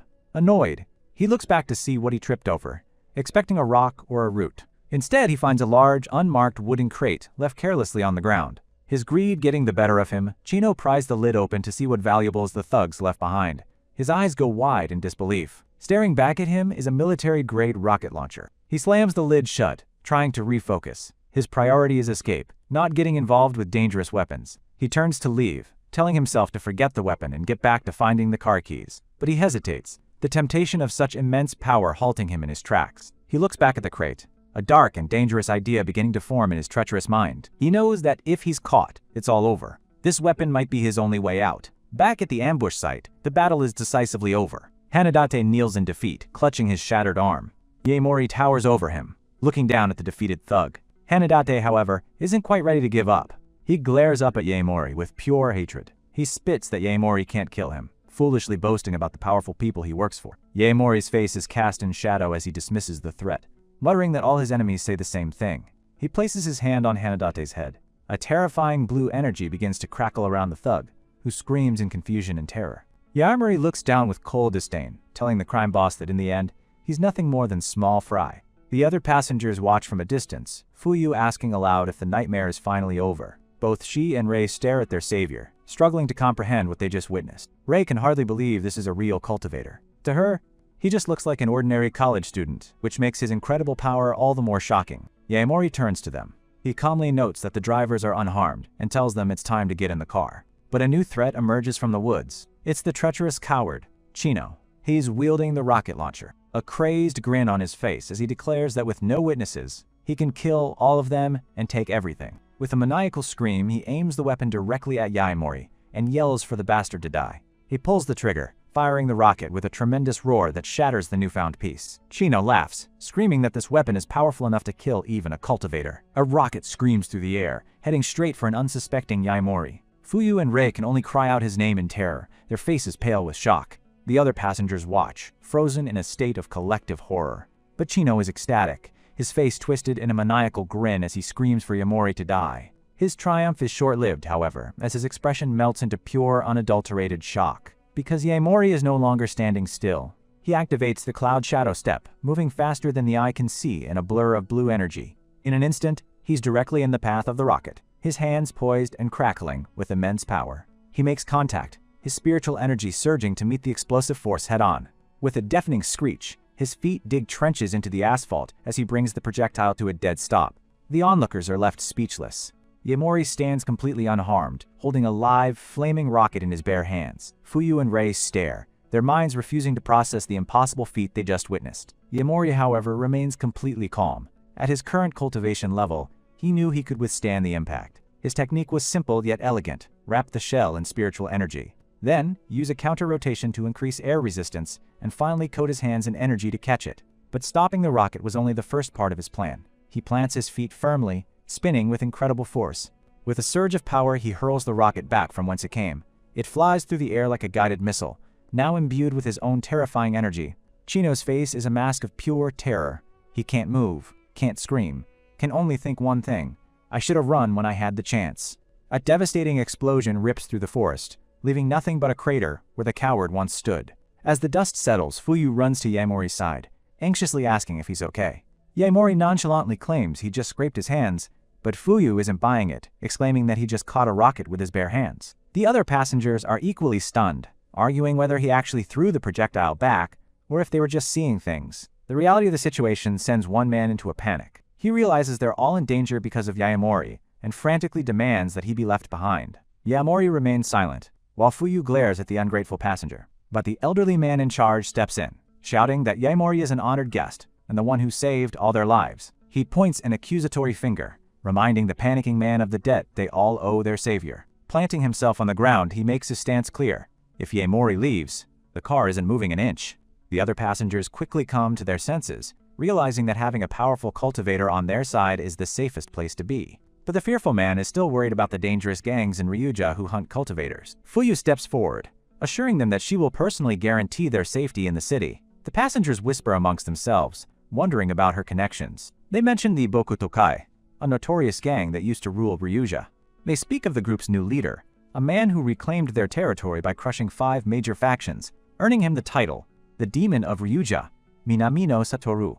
With a confident smile, Fuyu tells them not to worry, because that very demon is her older brother. The scene shifts to the sprawling, lawless city of Ryuja. Here, the streets are a black market for all things cultivation, with shady dealers peddling everything from divine water to secret techniques. Suddenly, a man is tossed onto the pavement. Several men lie beaten on the ground, groaning in pain. Standing over them are 2 members of the Bokutokai, Takara Yosuke and Koya. Yosuke scoffs, annoyed that he let one of the thugs live. Their boss is on the phone, trembling as he asks why the Bokutokai are operating in his territory. Enraged by the question, the hot-headed Yosuke charges forward, ready to teach the man a lesson. But a man puts a hand on his shoulder, telling him to stand down. Another figure steps out, calmly informing the boss that only those with Bokutokai's blessing can do business here. It's Minamino Satoru, the demon of Ryuja himself. The thugs tremble in fear, whispering his name like a curse. One of the downed men tries a desperate gambit, trying to sound tough despite his fear. He foolishly tries to name-drop a rival boss, Kamekochi, thinking it will protect him. Satoru crouches down, a chilling smile on his face, and tells the man he's seriously mistaken. Leaning in close, he whispers that this is his territory, and Kamekochi's name means absolutely nothing here. His smile widens into a demonic grin, as he adds that he couldn't care less about their affiliations. The street echoes with the terrified screams of men who made a very, very bad decision. Later, Satoru's men, Koya and Yosuke, report to him. Koya is worried, as it's been 2 days since they last heard from Fuyu. Yosuke immediately blames Koya, and the two start bickering like children, butting heads in frustration. Satoru effortlessly steps between them, telling his hot-headed subordinates to calm down. His serious expression breaks into a warm smile as he reveals the good news. Fuyu just messaged him. She's arriving today. Re-energized, he rallies his men to go and welcome his little sister home. Back on the road, the transport truck carrying Yaomori and the others finally reaches the outskirts of Ryuja. Yaomori, who had been resting with his eyes closed, opens them as the driver announces their arrival. He looks completely refreshed. With a small leap, he hops down from the back of the truck, landing lightly on the road. He takes a moment to survey his new surroundings. Fuyu, holding a briefcase, turns to the group with a bright smile, officially welcoming them all to Ryuja. As the group arrives, they're stopped at a checkpoint. Vehicles can go no further, forcing everyone to proceed on foot. Nearby, a group of local thugs are busy stroking the ego of their leader. The man's name is Wakui Fumiya, an underling of the Kamikochi faction, and he's clearly enjoying the praise from his lackeys. His men flatter him, saying that no one in Ryuja can deny him anything. Fumiya, basking in the attention, generously offers to pay for his crew's entertainment for the day. But their celebration is cut short when one of his men spots the newly arrived transport truck. Fumiya recognizes the vehicle, and a sinister smile spreads across his face. He eyes the weary passengers, particularly the young Rei. She's gonna be a good plaything for today. Meanwhile, Fuyu completes her deal with Yaomori, handing him a vial of spirit liquid for his services. But as Yaomori takes the vial, his cultivator senses activate. He immediately realizes something is wrong with this potion. Upon closer inspection, he can feel its energy is far too low, and the liquid is full of impurities. It's a cheap knockoff. Before he can press the issue, they're surrounded by Fumiya and his crew. The driver nervously explains they've already paid their monthly dues. Fumiya smirks, agreeing that they have, with one little exception. He points a finger at the terrified Rei, demanding that the girl be left behind with them. He puts on a sickeningly sweet facade, claiming it's just a routine safety check. The driver bravely speaks up, telling Fumiya that she's just a child. For his troubles, the man gets a vicious backhand that sends him sprawling to the ground. With his patience gone, Fumiya orders his thugs to tie everyone up. But Fuyu steps forward, her face a mask of fury. She calls Fumiya by his real name, Wakui, and demands to know what the traitor is doing. Wakui's smug expression falters for a second, before he sneeringly addresses her as the Bokutokai's little princess. He taunts her, saying her family's name is worthless now that Ryuja belongs to his boss, Kamikochi. Fuyu glares back, asking if he's already forgotten the name of her brother, Minamino Satoru. The thug just laughs hysterically at the mention of the demon of Ryuja. Wakui orders his men to attack, confident that Satoru wouldn't dare show his face on Kamikochi's turf. But before his men can move, a sword slices through the air, embedding itself in the pavement just inches from Wakui's feet. The thug freezes, his eyes wide with shock and terror. A calm voice cuts through the tension as a figure asks, since when they were the ones who had to bow their heads. The sound of heavy boots on asphalt echoes through the street. Wakui and his men turn to see who dared to interfere. The crowd parts, revealing a new group approaching with an intimidating aura. It's none other than Minamino Satoru. With a warm smile, Satoru waves, welcoming his little sister back. Fuyu's face lights up with joy as she calls out to her big brother, while Yaomori watches on, silently assessing the situation. His cultivator's eyes glow, and he senses a faint spiritual aura emanating from Satoru's crew. He deduces they've been using spirit liquid, but Satoru is different. The demon of Ryuja is radiating immense power nearly at the first stage of cultivation. Wakui, though startled, tries to maintain his bravado, demanding to know why Satoru is encroaching on Kamikochi's territory. Satoru coolly replies that he's simply there to pick up his sister.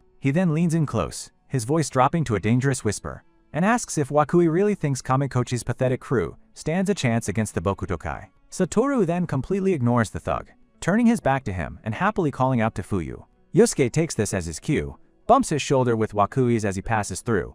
Then, he and Koya warmly greets Fuyu as if Wakui doesn't even exist. The blatant disrespect and public humiliation is too much for Wakui to bear. His face twists in pure rage as he decides he won't be made a fool of. Screaming Satoru's name, he points a knife at him. Fuyu cries out his name, yelling that he's breaking the rules of their world. But Wakui has gone completely berserk, screaming that rules are for the weak as he closes in.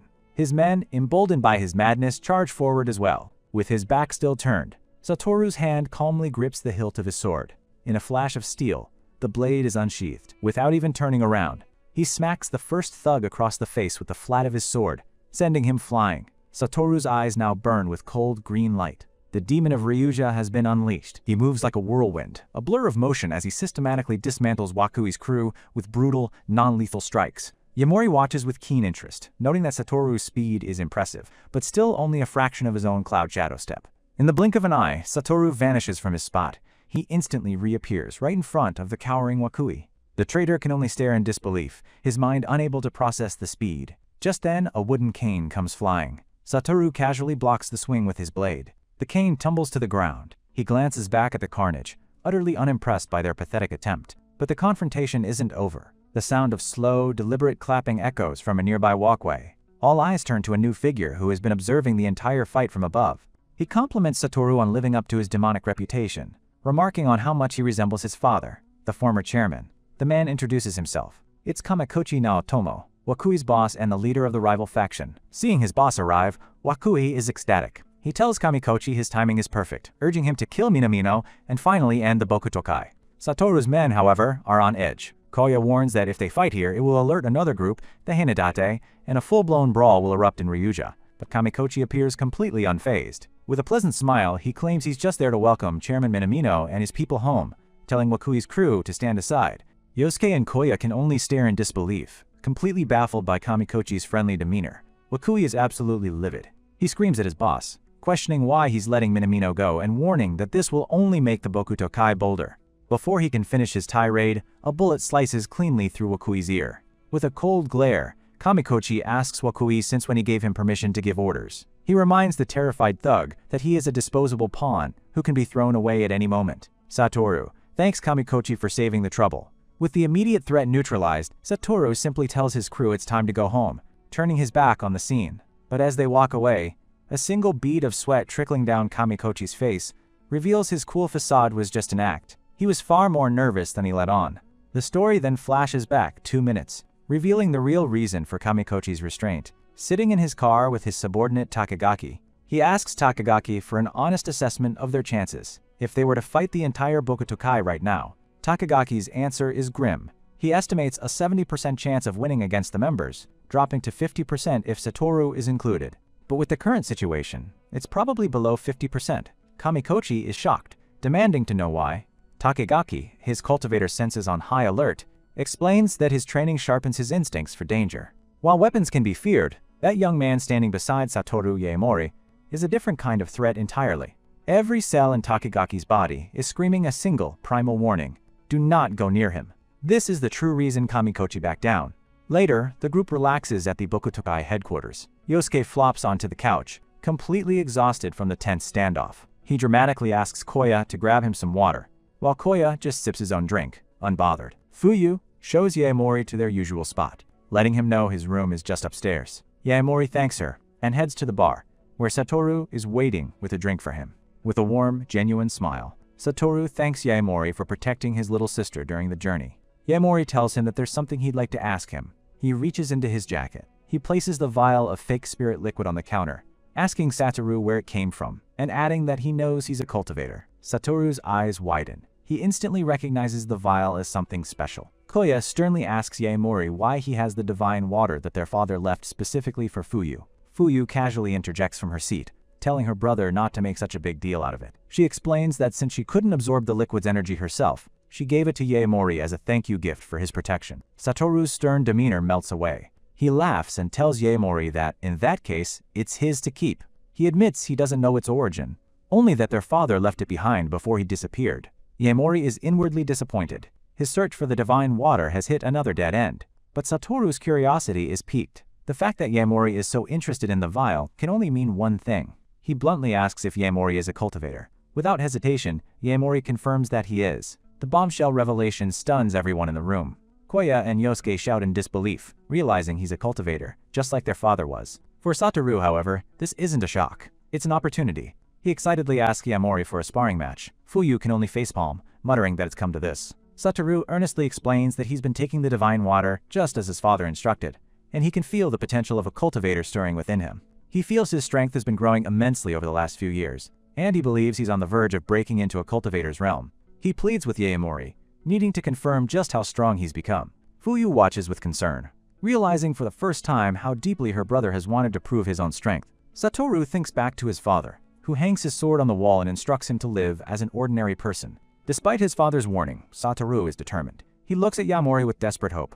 Yaemori's answer is a simple number. He stands up from his seat, stating unequivocally that Satoru is not a cultivator. Furthermore, he tells the disappointed young leader that sparring with him won't provide the answers he's searching for. Satoru's face falls. He asks dejectedly if Yaomori truly won't help him. Yaomori advises him to find someone of equal power if he wants to test his true strength. Fighting him, he states, would only lead to pointless injuries for Satoru. Satoru looks down, defeated. He recalls his father's final warning. At his current level, he's no match for a true cultivator. His father's words echo in his mind, telling him to live as an ordinary person and to never step into that world. As Yaomori turns to head to his room, Satoru makes one last, desperate plea.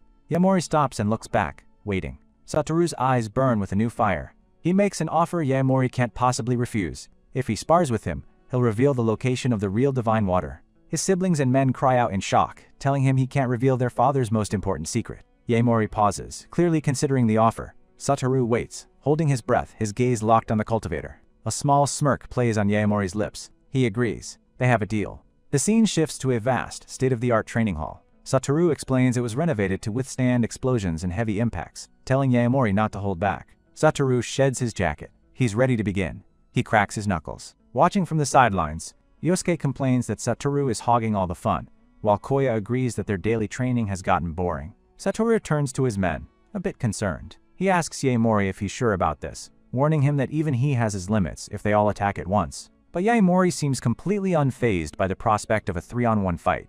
To everyone's shock, he simply says he doesn't mind. He issues a challenge to all three of them. Come at me all at once. Satoru, Koya, and Yosuke seem startled by Yaomori's casual confidence.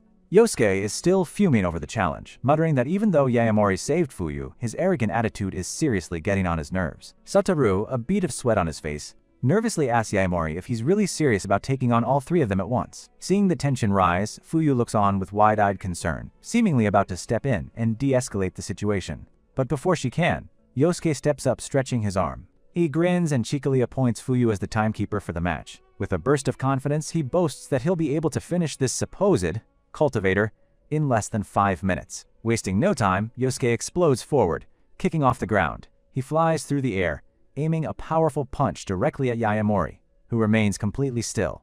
He yells at Yaomori not to zone out in the middle of a fight. Watching from the sidelines, Fuyu can only sigh and cover her face, warning them not to blame her for whatever happens next. But just as his fist is about to connect, Yaomori effortlessly catches his wrist, stopping Yosuke's powerful blow dead in its tracks. Before Yosuke can even react, Yaomori twists his arm, using his opponent's own momentum against him.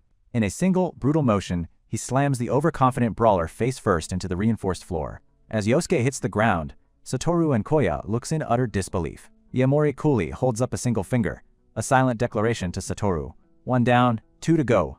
Undeterred, Satoru and Koya signal to each other, readying for a pincer attack. Koya gives the signal to go. The two brothers charge forward simultaneously, closing in on the stationary Yaomori from opposite sides. Koya leads the charge, throwing a vicious right hook aimed squarely at Yaomori's head. Satoru follows up immediately, a blur of motion as he unleashes his own lower kick. Yaomori's eyes glow an intense red. They unleash attack from both sides, a desperate attempt to overwhelm the cultivator with sheer numbers. But Satoru's jaw drops in shock. Yaomori perfectly reads his movements, anticipating every single strike before it's even thrown. With contemptuous ease, Yaomori grabs Koya's attacking arm and slams him directly into Satoru. He follows up with a lightning-fast kick that sends the Bokutokai leader stumbling backward. Meanwhile, Yosuke gets on his feet. With all three of them momentarily neutralized, Yaomori looks down and asks if that's all they've got. Satoru looks on in absolute horror, the true, terrifying gap in their power levels finally sinking in. He recovers quickly, gesturing Koya to support him. Realizing a piecemeal approach is useless, all three of them decide to attack at once, rushing Yaomori from all directions. Yosuke unleashes a new technique, his fist wreathed in golden flames as he shouts, "Then how about this?" The training hall explodes with light as the three of them unleash a simultaneous, full-power barrage on their unmoving opponent. Yet Yaomori stands completely unfazed in the center of the storm. He lifts his foot and brings it down with devastating force. The reinforced floor cracks and shatters under the sheer pressure of the stomp. An explosive shockwave of pure blue energy erupts outwards, blasting all three attackers off their feet. Before they can even hit the ground, Yaomori is on them, landing a precise punch to Yosuke's gut and a backhand to Koya's face. The three strongest members of the Bokutokai are sent flying like ragdolls, their ultimate attack utterly crushed. Satoru manages to land on his feet, but he knows they're hopelessly outmatched. However, a menacing purple aura begins to radiate from Satoru. He's preparing a desperate last-ditch attack. Satoru quickly closes the distance. Satoru channels all his remaining power into a single point, preparing to unleash his trump card. Satoru fires his energy blast point blank. For a split second, he thinks he's actually managed to land a hit on the monstrous cultivator. But Yaemori simply raises his palm, catching the entire blast effortlessly. He calmly states that's enough, before someone gets seriously hurt. Satoru can only stare in mute horror, his spirit completely broken by the display of absolute power. Yosuke and Koya are equally floored. With the fight clearly over, Yosuke calmly turns to his timekeeper and asks Fuyu for the time.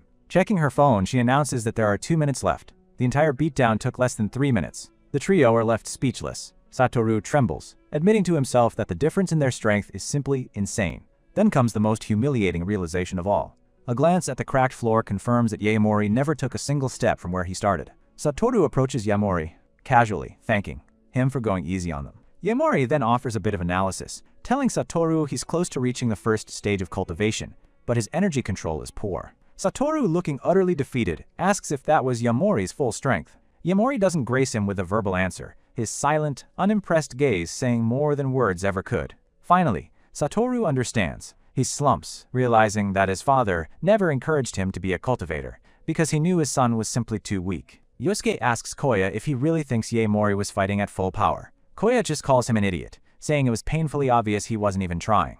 Having held up his end of the deal, Yaemori gets down to business. He demands that Satoru now tell him everything he knows about the divine water. Satoru slowly reaches under his shirt. He pulls out a necklace that had been hidden from view. He explains that his father told him the secret to the divine water was hidden inside the stone he wore. Satoru presents the necklace to Yaemori, revealing a small, brilliantly glowing blue crystal. However, he has no idea what that secret is. Satoru explains that he's examined it countless times, but to him it's just an ordinary stone. With the group gathered around the table, the mysterious crystal lies at the center of their attention. Yaemori picks it up. He realizes this world also has memory stones. He tells a confused Satoru that the reason he couldn't unlock it was because he wasn't looking at it from a cultivator's perspective, declaring that this is no ordinary stone. Yaemori begins to channel his own formidable energy into the crystal. The crystal reacts instantly, unleashing a brilliant blue light that fills Yaemori's hand. The light intensifies, exploding outwards in a blinding flash that startles the entire group. Yaemori reveals the item's true name, a memory stone. As he speaks, the crystal shatters, releasing the information stored within. In an instant, the world around them dissolves, and they find themselves floating in a strange, ethereal dimension. A radiant, spectral figure of an older man materializes before them, offering a calm greeting. The group floats in stunned silence, their eyes widen in disbelief as they recognizes the apparition as their long-lost father. Yaemori calmly explains that this is only a recorded image, a message left behind by someone who had reached at least the 4th stage of cultivation.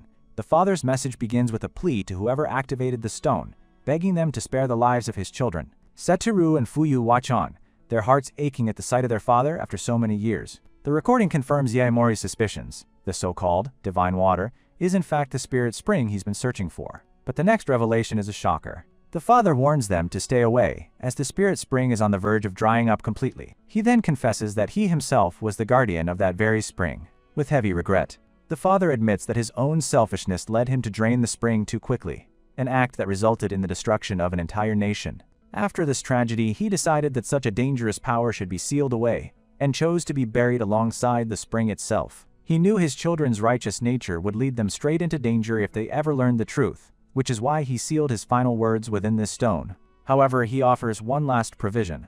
If, after hearing all this, they still choose to seek out the spring. The spectral figure holds out his hand, a radiant key of light materializing in his palm. As the message continues, the key is passed from the father's ghostly hand to Yaemori's. The father's final plea to protect his children hangs in the air as Yaemori stands, now holding the key to the spirit spring.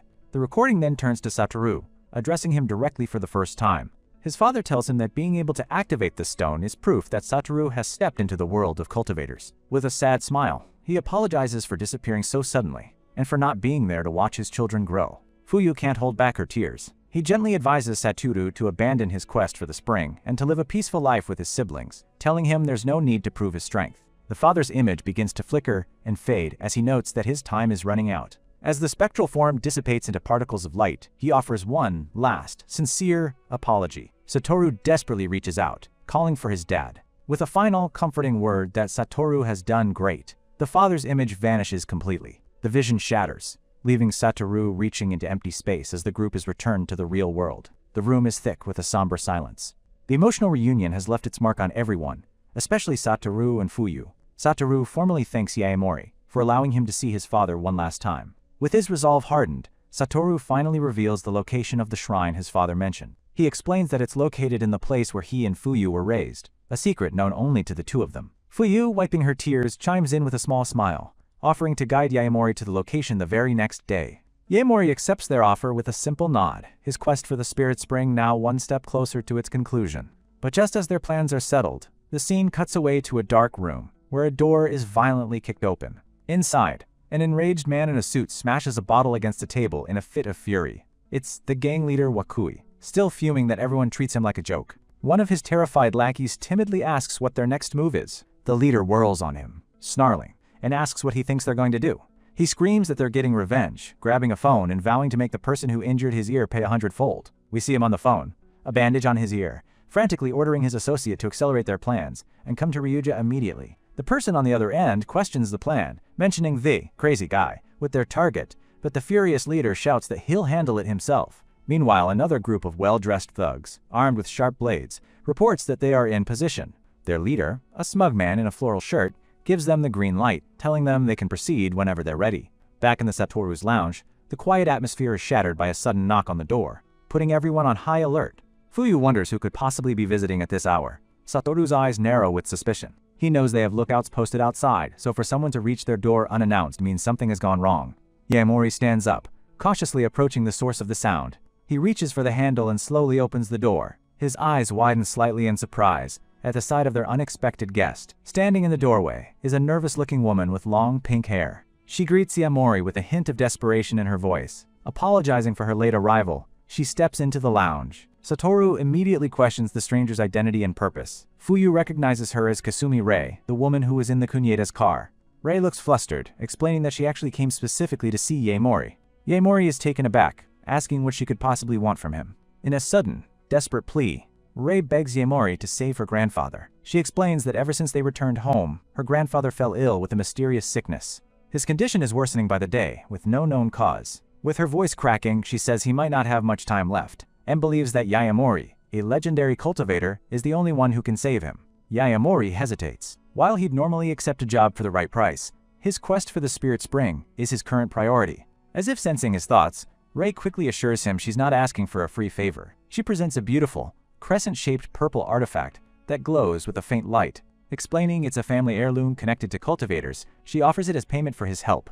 Yaemori's expression changes to one of utter shock. He instantly recognizes the item, a purple heart vine. He knows this is an incredibly rare companion plant that only grows in the immediate vicinity of Spirit Springs. To an ordinary person, it's a medicine for longevity, but for a cultivator, it's a priceless treasure used to refine and strengthen spirit energy, which could dramatically speed up his own training. However, there's a problem. He tells her he doesn't have any healing talismans on hand right now. He'll need some time to prepare and can't help immediately, so he suggests they exchange contact information. Relieved, Rei agrees and gives him her details. As Yaemori takes the purple heart vine, he thinks to himself that its deep connection to Spirit Springs could provide a valuable clue later on. Fuyu then recalls that the man with Kasumi earlier had mentioned her family was wealthy. Smiling, Rei reveals her father is Kasumi Ryuji, and their home is in Daikyo City. The name drops like a bomb, conjuring an image of immense power and influence. Satoru is floored. Kasumi Ryuji is the chairman of the Ryuto Group, one of the top 5 companies in the entire world. And rumor has it, he transferred a massive 35% of the company's shares to his daughter.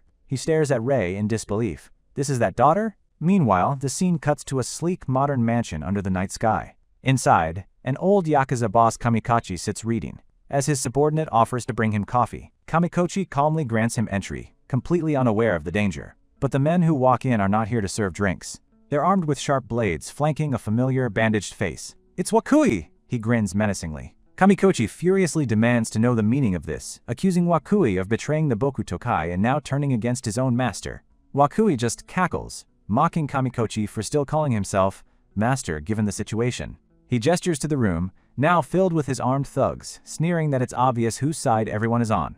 Kamikochi sighs, calling Wakui a fool. He sees through the plan to overwhelm him with numbers, but warns that Wakui has no idea what real strength is. He then turns to his longtime right-hand man, the butler Takagaki, and apologizes for the trouble. Takagaki steps forward as a dark aura envelops him. He tells Kamikochi to leave it to him, then turns to the intruders and asks if they're ready. Wakui breaks into a cold sweat, but manages to stammer out a defiant, of course. But in a stunning move, Takagaki lunges not at Wakui's men, but at his own master. His cane reveals a hidden blade, which slices across Kamikochi's throat in a flash of red.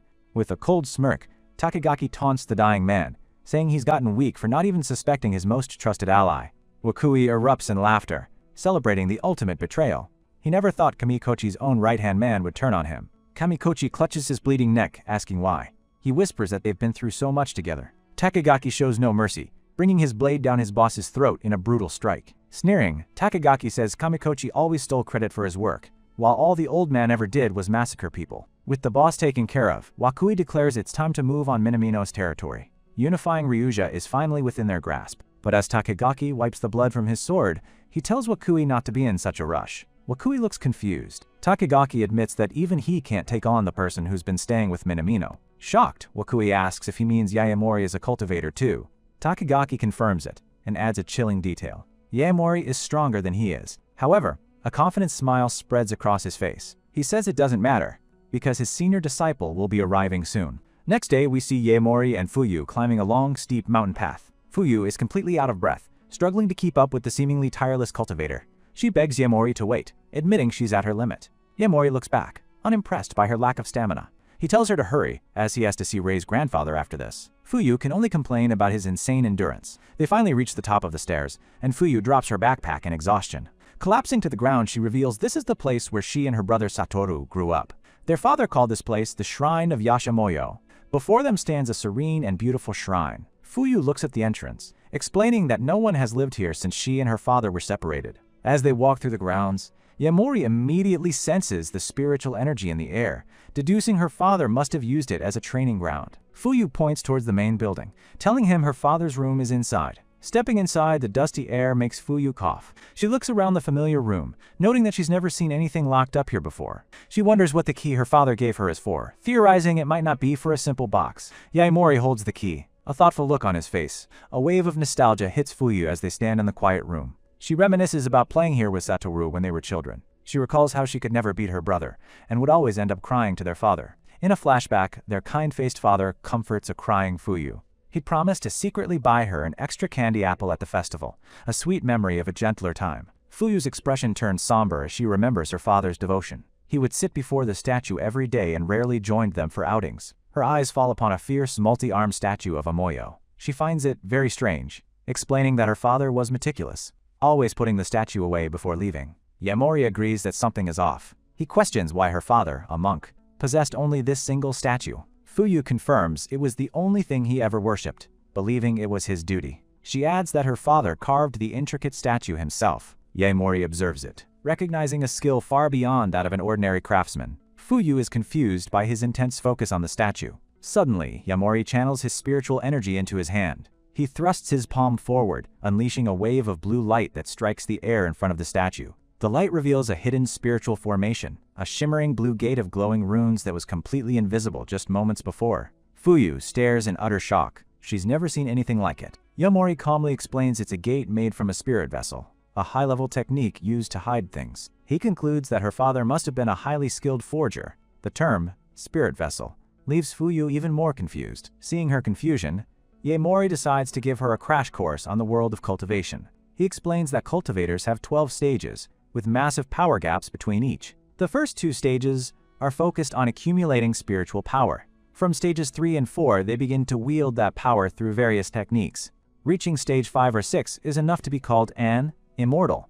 Beyond that lies the realm of true masters, capable of pill refining, weapon forging, and formation carving, abilities incomprehensible to mortals. Based on the spirit vessel before them, Yaemori declares that as a forger, Fuyu's father was likely second to none. Fuyu is stunned. She can't wrap her head around how someone as young as Yaemori could possess such profound knowledge. With the explanation over, Yaemori approaches the glowing gate with the key in hand. He inserts the key into an unseen lock within the spiritual formation. With a click, the gate begins to react. The solid statue behind the gate starts to dissolve and melt away like wax. Inside the now empty space, a single red box sits waiting. He takes the box, his mind racing. Could this be the secret to the spirit spring he's been searching for? He opens the lid, revealing its contents. Inside, nestled on a soft cushion, are a small wooden plaque and a green cicada-shaped carving. The plaque is engraved with the numbers 104 degrees, 20 degrees. She realizes the numbers are likely coordinates, latitude and longitude. A quick search reveals the location isn't far from where they are. With this crucial clue in hand, Yaemori decides they will stay at the shrine for a while to track down the spirit spring. Fuyu is more than happy to stay, eagerly saying she wanted to clean the place up anyway. She even mentions a nearby wild hot spring, suggesting they go later. But their peaceful mission is about to be interrupted. The scene shifts to a dark, ominous forest at night. Sounds of a desperate chase echo through the trees. A young boy, barefoot in his clothes and tatters, is running for his life. His pursuers are close behind, shouting for him not to escape. He scrambles behind a large tree, heart pounding with terror. A heavily armed man appears in sighting. Another pursuer laughs cruelly, taunting the boy by threatening his sister. The boy clutches his mouth to keep himself shut. As the soldiers leave, he gasps for air. Tears stream down his face as he prays for the gods to let them get back to their village safely and to find the missing villagers. As he prays, his hands clutch a glowing green necklace. It's a cicada charm, identical to the one Yaemori just found in the box. The story picks up 3 days later with Yaemori camped out in the forest, his search for the spirit spring proving fruitless. He sits by the fire, contemplating the wooden plaque. For 3 days, he hasn't been able to sense the spirit spring at all. He wonders if the coordinates were wrong, or worse, if the spring has already dried up. The spirit spring is his only path to powering up quickly. Relying on the thin spiritual energy in the air would take a century just to reach stage 3. And he doesn't have that kind of time. Just as he's pondering a new method, his sharp senses pick up a presence in the darkness. Suddenly, the very same boy who was running away from T-soldiers bursts out from the undergrowth, looking terrified. Yaemori calmly sizes up the unexpected visitor, wondering what a child is doing out here alone at night. The boy, panicked, desperately tells Yaemori to run, warning him that the area is dangerous. Yaemori's eyes glow ominously as he senses what's coming. Just as he predicted, a group of armed men emerges from the trees, surrounding the clearing. One of them comments on the boy having found a friend. The soldiers has caught up with the boy. Another one mockingly suggests they should just kill the newcomer and be done with it. Yaemori remains composed, recalling Kikui's words about the constant fighting in the region. These men fit the description of mercenaries perfectly. One of the thugs takes aim, telling Yaemori this is no place for children, ready to pull the trigger. Seeing the guns, the boy screams for Yaemori to run. But it's too late for that. A faint blue aura begins to envelop our hero. With lightning speed, Yaemori dodges the incoming bullet, the ground exploding where he just stood. He moves so fast he's just a blur, instantly appearing right in front of the shooter. Before the mercenary can even react, Yaemori's hand clamps down on the barrel of the assault rifle. His grip is like iron, completely stopping the weapon in its tracks, his blue aura flaring intensely. The mercenary stares in disbelief, his mind unable to process what's happening. He wonders if Yaemori is even human. Yaemori's patience has worn thin. After days of frustrating setbacks, having guns pointed at him is the last straw. With a single flex of his hand, he crushes the metal rifle into pieces. Another mercenary, seeing his chance, charges from behind, ready to strike Yaemori down. Screaming a battle cry, he swings a massive machete, aiming to cleave Yaemori in two. But his attack is futile. Yaemori effortlessly parries the blow, disarming him in an instant. In one smooth motion, Yaemori grabs the fallen mercenary's rifle and uses it as a weapon. He pivots, a whirlwind of motion, taking out all 3 attackers before they can even comprehend what hit them. The young boy can only watch in absolute awe, stunned that this stranger just took down 3 armed men at once. The boy cautiously approaches, his fear replaced by wide-eyed wonder. He thinks this must be the person his sister told him about. With newfound hope, he asks if Yaemori is the heavenly god. Yaemori, looking unimpressed, tells the boy he's got the wrong person. He is no god. But the boy doesn't give up.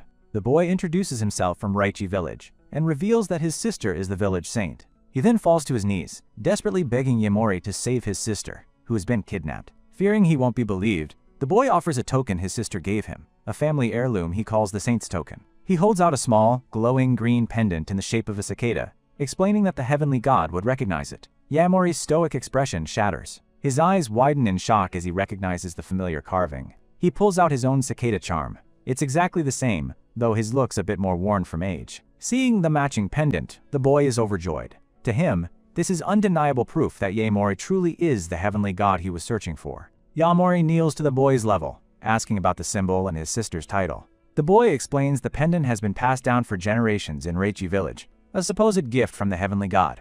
The pieces of the puzzle fall into place for Yaemori. He deduces the heavenly god must have been Fuyu's father, and the secret of the spirit spring must be connected to this Raichi village. With the saint kidnapped, his only lead is in danger. This is a situation he cannot ignore. Looking at the hopeful boy, Yaemori makes his decision. He agrees to help rescue his sister. Meanwhile, in a cold, sterile room, a door is thrown open. The kidnapped saint is unceremoniously tossed to the floor, bound and gagged. She is Aoi Seika, the saint of Raichi village, now a captive in an unknown location. Heavy boots approach. A man walks dragging a chair before her, the tension in the room thickening. He places the chair as he gloats about finally meeting the legendary saint. He speaks of her village, the one that has guarded the secret of the sacred spring for 1,000 years. The captor reveals himself, a man with striking green hair, his face hidden behind a menacing, intricate mask. He tells her she will answer his questions, and his first one cuts right to the heart of the matter. He demands to know the location of the spring of divine water. With his goal set, the young boy eagerly asks the so-called heavenly god what his plan is to save his sister.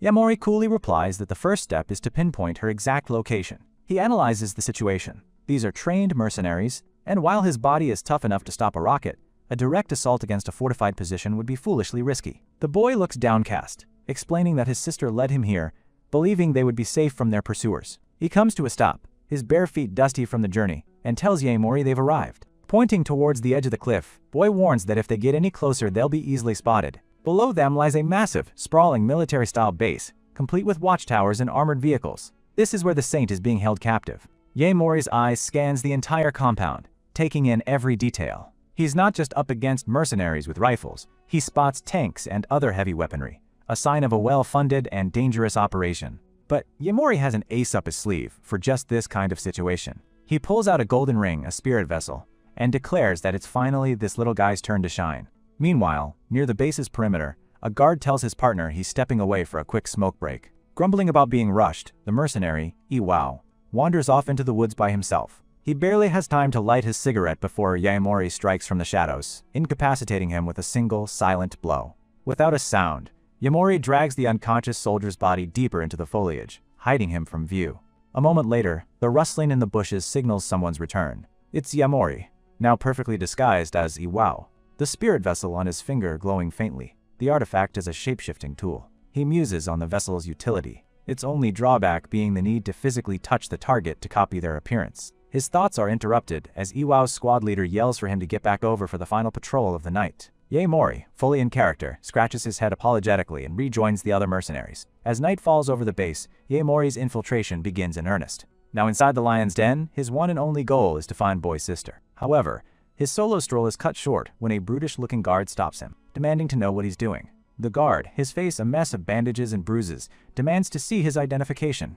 Maintaining his cover, Yaemori feigns nervousness, making an excuse about sneaking a smoke in a restricted area. The guard examines the ID and recognizes him as Iwao from C-Squad, the base's infamous chain smoker. He gives Iwao a half-hearted lecture about breaking the rules, clearly more preoccupied with other matters. Tossing the ID back, he tells Yaemori that they're short-handed and he's being temporarily reassigned. The guard explains that Consul Morizumi, their boss, went ballistic after a boy recently escaped, leading to a major security crackdown. Because of the incident, they're reinforcing the prison guard detail, and Iwao is now on the roster. Yaemori can't believe his luck. The enemy is leading him straight to his target. He calmly accepts the new assignment. The lead guard offers one last piece of advice. Be careful, because Consul Morizumi is an unpredictable madman. The two of them arrive at their post, a heavily secured building that serves as the base's prison. As they enter, the guard tells him to relax, as it should be a quiet night. Walking down the bleak corridor, the guard makes small talk about his own rank, trying to seem friendly. He glances into a cell filled with dejected men,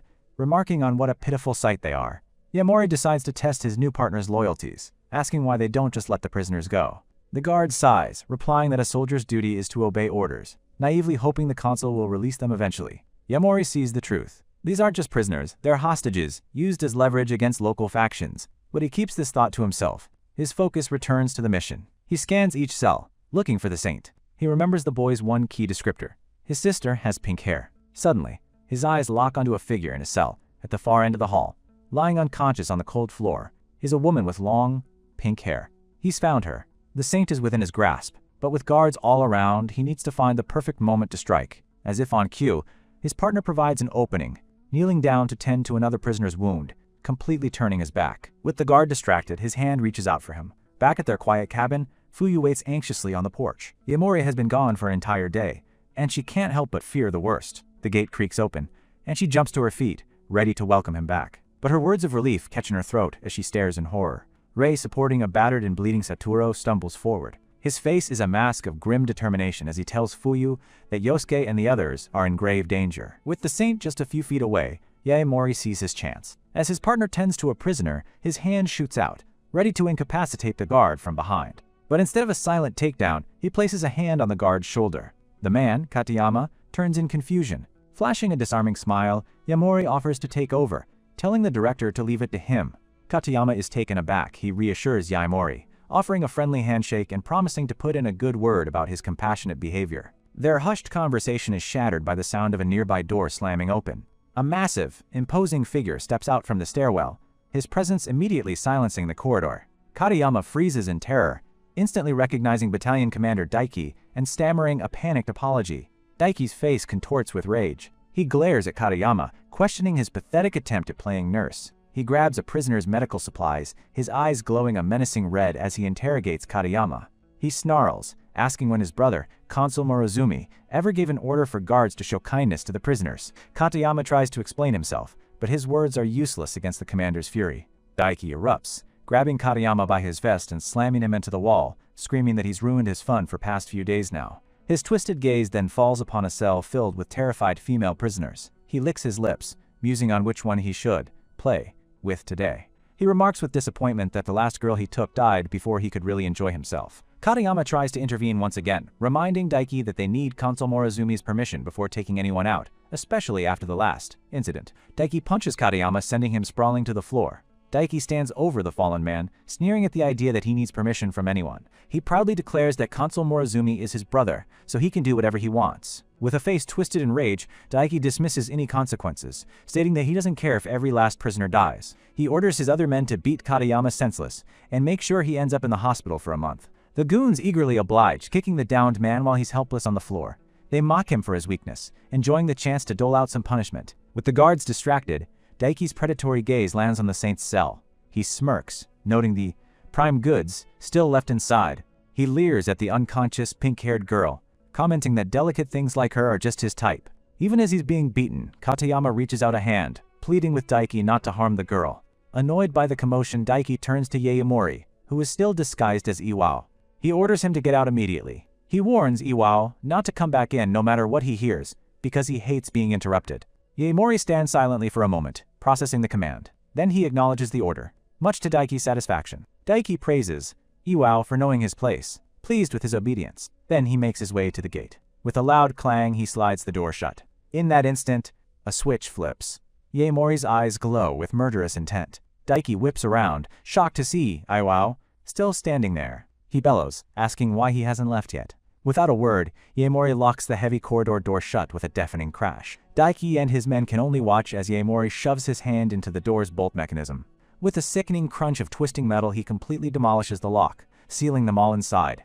The commander demands to know what Yaemori is doing, telling him to get out if he values his life. Yaemori calmly replies that he can't leave just yet, as there's something he needs to do first. His eyes glow an intense red as he makes a chilling declaration. No one is leaving this place. One of Daiki's men scoffs at the threat, calling him a bottom feeder, and questioning if he really thinks he can walk away from this. A powerful blue aura erupts around Yaemori's body, his quiet demeanor replaced by overwhelming pressure. He cracks his neck, coolly replying, "Let's test that theory," and casually flips the commander off. Absolutely livid, Daiki screams at his men to finish the insubordinate grunt already. A henchman with cornrows eagerly volunteers, asking Daiki not to worry, since murder carries a heavy sentence. Daiki laughs, retorting that his brother is the consul. He tells his man that Yaemori is just an expendable pawn, so he can do as he pleases. The mercenary charges forward with a dagger, shouting for Yaemori to die. Yaemori easily dodges with fluid grace. His hand reaches for the man's face, and with a cracking force he slams him into the ground, breaking the concrete floor. His eyes glowing with cold fury, Yaemori repeats his promise, his voice low and menacing. "I told you, no one is getting out of here." Katayama stares in disbelief at the Iwo's power. As the dagger hits the ground from the fallen mercenary, Yaemori kicks it with his leg. Then, in a blur of motion, he snatches the dagger mid-air. Before the goons can even register what's happened, Yaemori has already closed the distance, taking another one out of the fight. Seeing their blades are useless, the remaining men draw their guns on Daiki's command. The commander, sweating but still arrogant, demands to know where this freak came from. As bullets fly, Yaemori's body erupts in a protective blue aura, deflecting the shots with ease. He moves like a phantom through the hail of gunfire, closing in on his next target. He weaves through the panicked shots, turning their own numbers against them. With a swift, brutal motion, he thrusts another guard's neck with the dagger, the man's gun clattering to the floor. The last gunman is dispatched just as mercilessly, his life extinguished in an instant. With all his men taken down in seconds, Yamori stands over the last surviving guard, his bloody dagger held casually as he announces that only one remains. Now utterly terrified, Daiki backs away, his bravado gone. He desperately plays his trump card, asking if Yamori knows his brother is the powerful consul Morozumi. He babbles that his brother isn't just any ability user, he's from the new world, and killing Daiki would be suicide. Seeing a flicker of interest in Yamori's eyes, he switches tactics from threats to bribery. He offers to smooth the whole incident over, promising Yamori a chance to become a coveted ability user himself. Daiki reveals that the prisoners are nothing but test subjects for a new drug. He explains the drug requires human life force to be refined, callously offering Yamori a share in exchange for his life. The phrase, absorbing life force, strikes a chord with Yamori. A memory flashes in his mind, connecting this monstrous experiment to the vile techniques of the Aima cult. Meanwhile, Katayama, the guard who was beaten earlier, looks on in horror, questioning why Daiki is referring to the prisoners as mere test subjects. Enraged at being questioned, Daiki smirks. In the next instant, Yamori punches him right in the face, sending him flying, slamming against the solid metal door with bone-shattering force. Daiki is left embedded in the now dented steel wall, a broken, bloody mess. Yamori turns away, coldly stating that he has no need for such a pathetic offer. As the dust settles, Katayama stumbles to his feet, realizing the man before him is not his colleague Iwao. Yamori confirms his suspicion. With a flash of light from a ring on his finger, his disguise melts away. His true form is revealed, and he introduces himself as Yaemori Bakudo. He tells Katayama he's here to save someone, and asks if he intends to be an obstacle.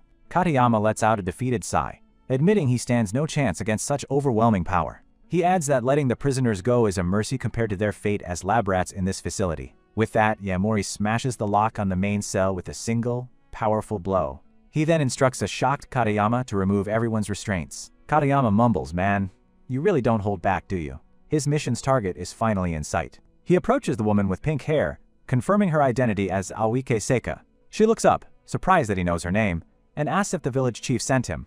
Yamori explains that her younger brother Manji sent him, and that he also has a few questions of his own. He swiftly cuts her bindings, freeing her. Katayama immediately questions their escape plan. The gunfire and commotion must have alerted every guard on the base, but Yamori simply turns his back to them, facing the solid concrete wall of the cell. He questions Katayama, the other side of the wall is outside, right? Katayama confirms that the other side of the wall leads to the outside, but it's several feet of reinforced concrete. His doubt is answered not with words, but with action. Yamori draws back his fist, and with a cataclysmic boom, punches a gaping hole through the entire wall. Through the newly made exit, the light of the outside world streams in. Yamori calmly tells everyone it's time to go. He pauses, looking back at the stunned Katayama, and asks if he really wants to stay here with his corrupt superiors. Katayama looks down, a storm of conflict on his bruised face. The organization he served is monstrous, but leaving means becoming a fugitive. Yamori takes his silence as an answer and turns to leave. But just as he's about to step outside, Katayama finds his resolve. He looks up, determination hardening his features, and declares that he's decided to go with them. Meanwhile, a different kind of chaos is unfolding elsewhere in the city. Flames engulf the skyline as panicked civilians flee through the streets, escaping some unknown disaster. The destruction seems to originate from a high-class establishment, now burning from within. Inside, two of Minamino's men are being brutally interrogated, hung by their wrists. Their captor, Wakui, demands to know where Satoru is, but Yosuke just tells him to come closer. As the arrogant interrogator leans in, Yosuke spits right in his face. The man recoils in a rage, screaming at the defiant captive. Yosuke and his partner erupt in laughter, their spirits unbroken even in the face of torture.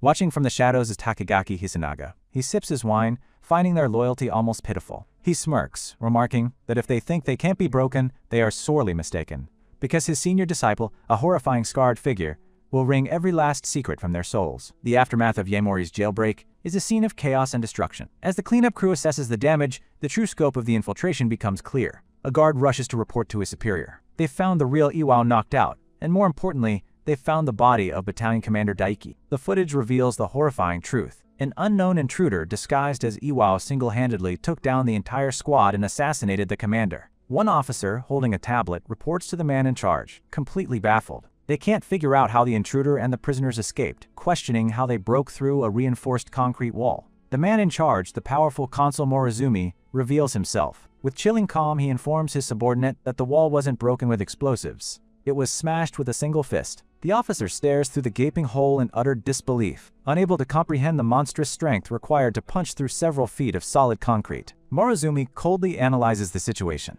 The intruder performed a perfect one-hit kill and a flawless escape, leaving almost no trace behind. He concludes that no ordinary human could have pulled off such a feat. With all the prisoners gone, they don't even know who the primary target was. The officer adds that Sergeant Katayama is also missing, forcing them to consider the possibility of an inside accomplice. Sweating, he stammers that Commander Daiki's death is a profound disgrace to their elite unit, the Black Panthers. Morozumi's eye glows with a malevolent red light. He agrees that failure indeed deserves punishment, but he postpones the subordinate's punishment for now, stating that he still has a use for him. The terrified man bows deeply in gratitude. Morozumi walks away, callously remarking that his useless little brother dying only proves that a failure is always a failure. He orders the investigation to begin, as he has other matters to attend to. Elsewhere, guards are struggling to open a massive sealed door, their brute force having no effect. One of them apologizes to Morozumi, explaining that it's going to take longer to get it open. Impatient, Morozumi simply orders them to move aside, his tone leaving no room for argument. He steps forward, his back muscles tensing as a terrifying purple aura begins to emanate from his body. With a surge of dark energy,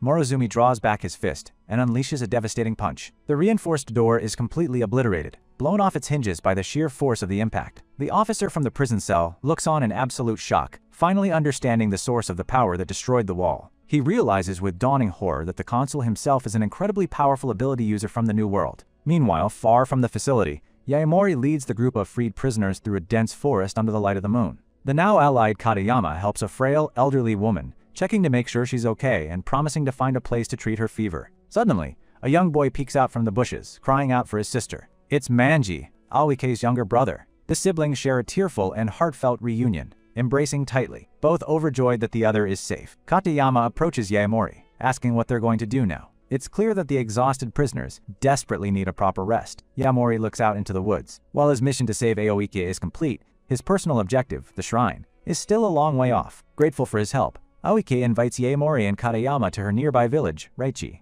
offering them a safe place to stay. Yaemori is hesitant, asking if the villagers would be comfortable with outsiders among them. Aoike reassures him, revealing that they have been waiting for his return. According to the heavenly god's prophecy, he is their destined protector. Katayama can only stare in baffled silence, completely lost as to why this woman is referring to Yaemori as a heavenly god. Yaemori sighs, exasperated. He clarifies that he's not their god, and only help them because there's something he needs to find in their village. Aoike's eyes light up with understanding. She asks if he means the source of the divine water. Yaemori's sharp gaze confirms her suspicion, without him needing to say a word. She smiles warmly, promising they can guide him there anytime. Her ancestors have kept its location a secret for generations, just for the heavenly god. With his path now clear, Yaemori agrees. They will all head to Reichi village together and figure out the rest from there. He urges the group to hurry, wanting to arrive before the break of dawn. Switching scenes, we find Satoru lying in a hospital bed, almost completely wrapped in bandages. Rei explains that everything fell apart in the 3 days he was gone.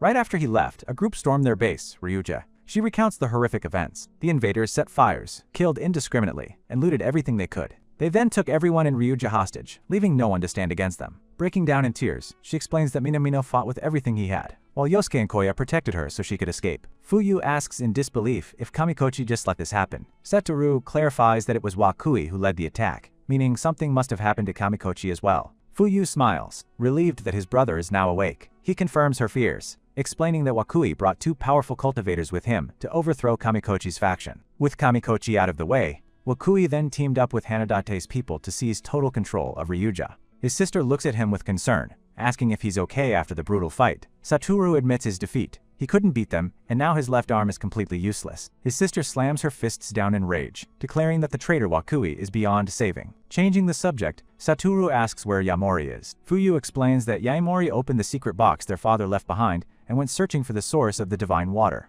A hope flickers in Rei's eyes as she suggests they call Yaemori back to save Ryuja. Fuyu eagerly agrees, certain that if anyone can save Yosuke and Koya, it's Yaemori. But Satoru refuses. With grim determination, he states that this is their problem, and they can't drag Yaemori into it. His sister desperately asks how he plans to save anyone in his current condition. Satoru's gaze hardens. He knows he can't fight like this, which is why he brought back the box. He reaches over and pulls a black briefcase onto his lap, the very same one he returned with, alongside Yaemori. Both women stare at the box, a mix of fear and curiosity on their faces, as they ask what's inside. Satoru's expression is dark and resolute. He reveals that the box contains something so forbidden that even their own father was afraid of it.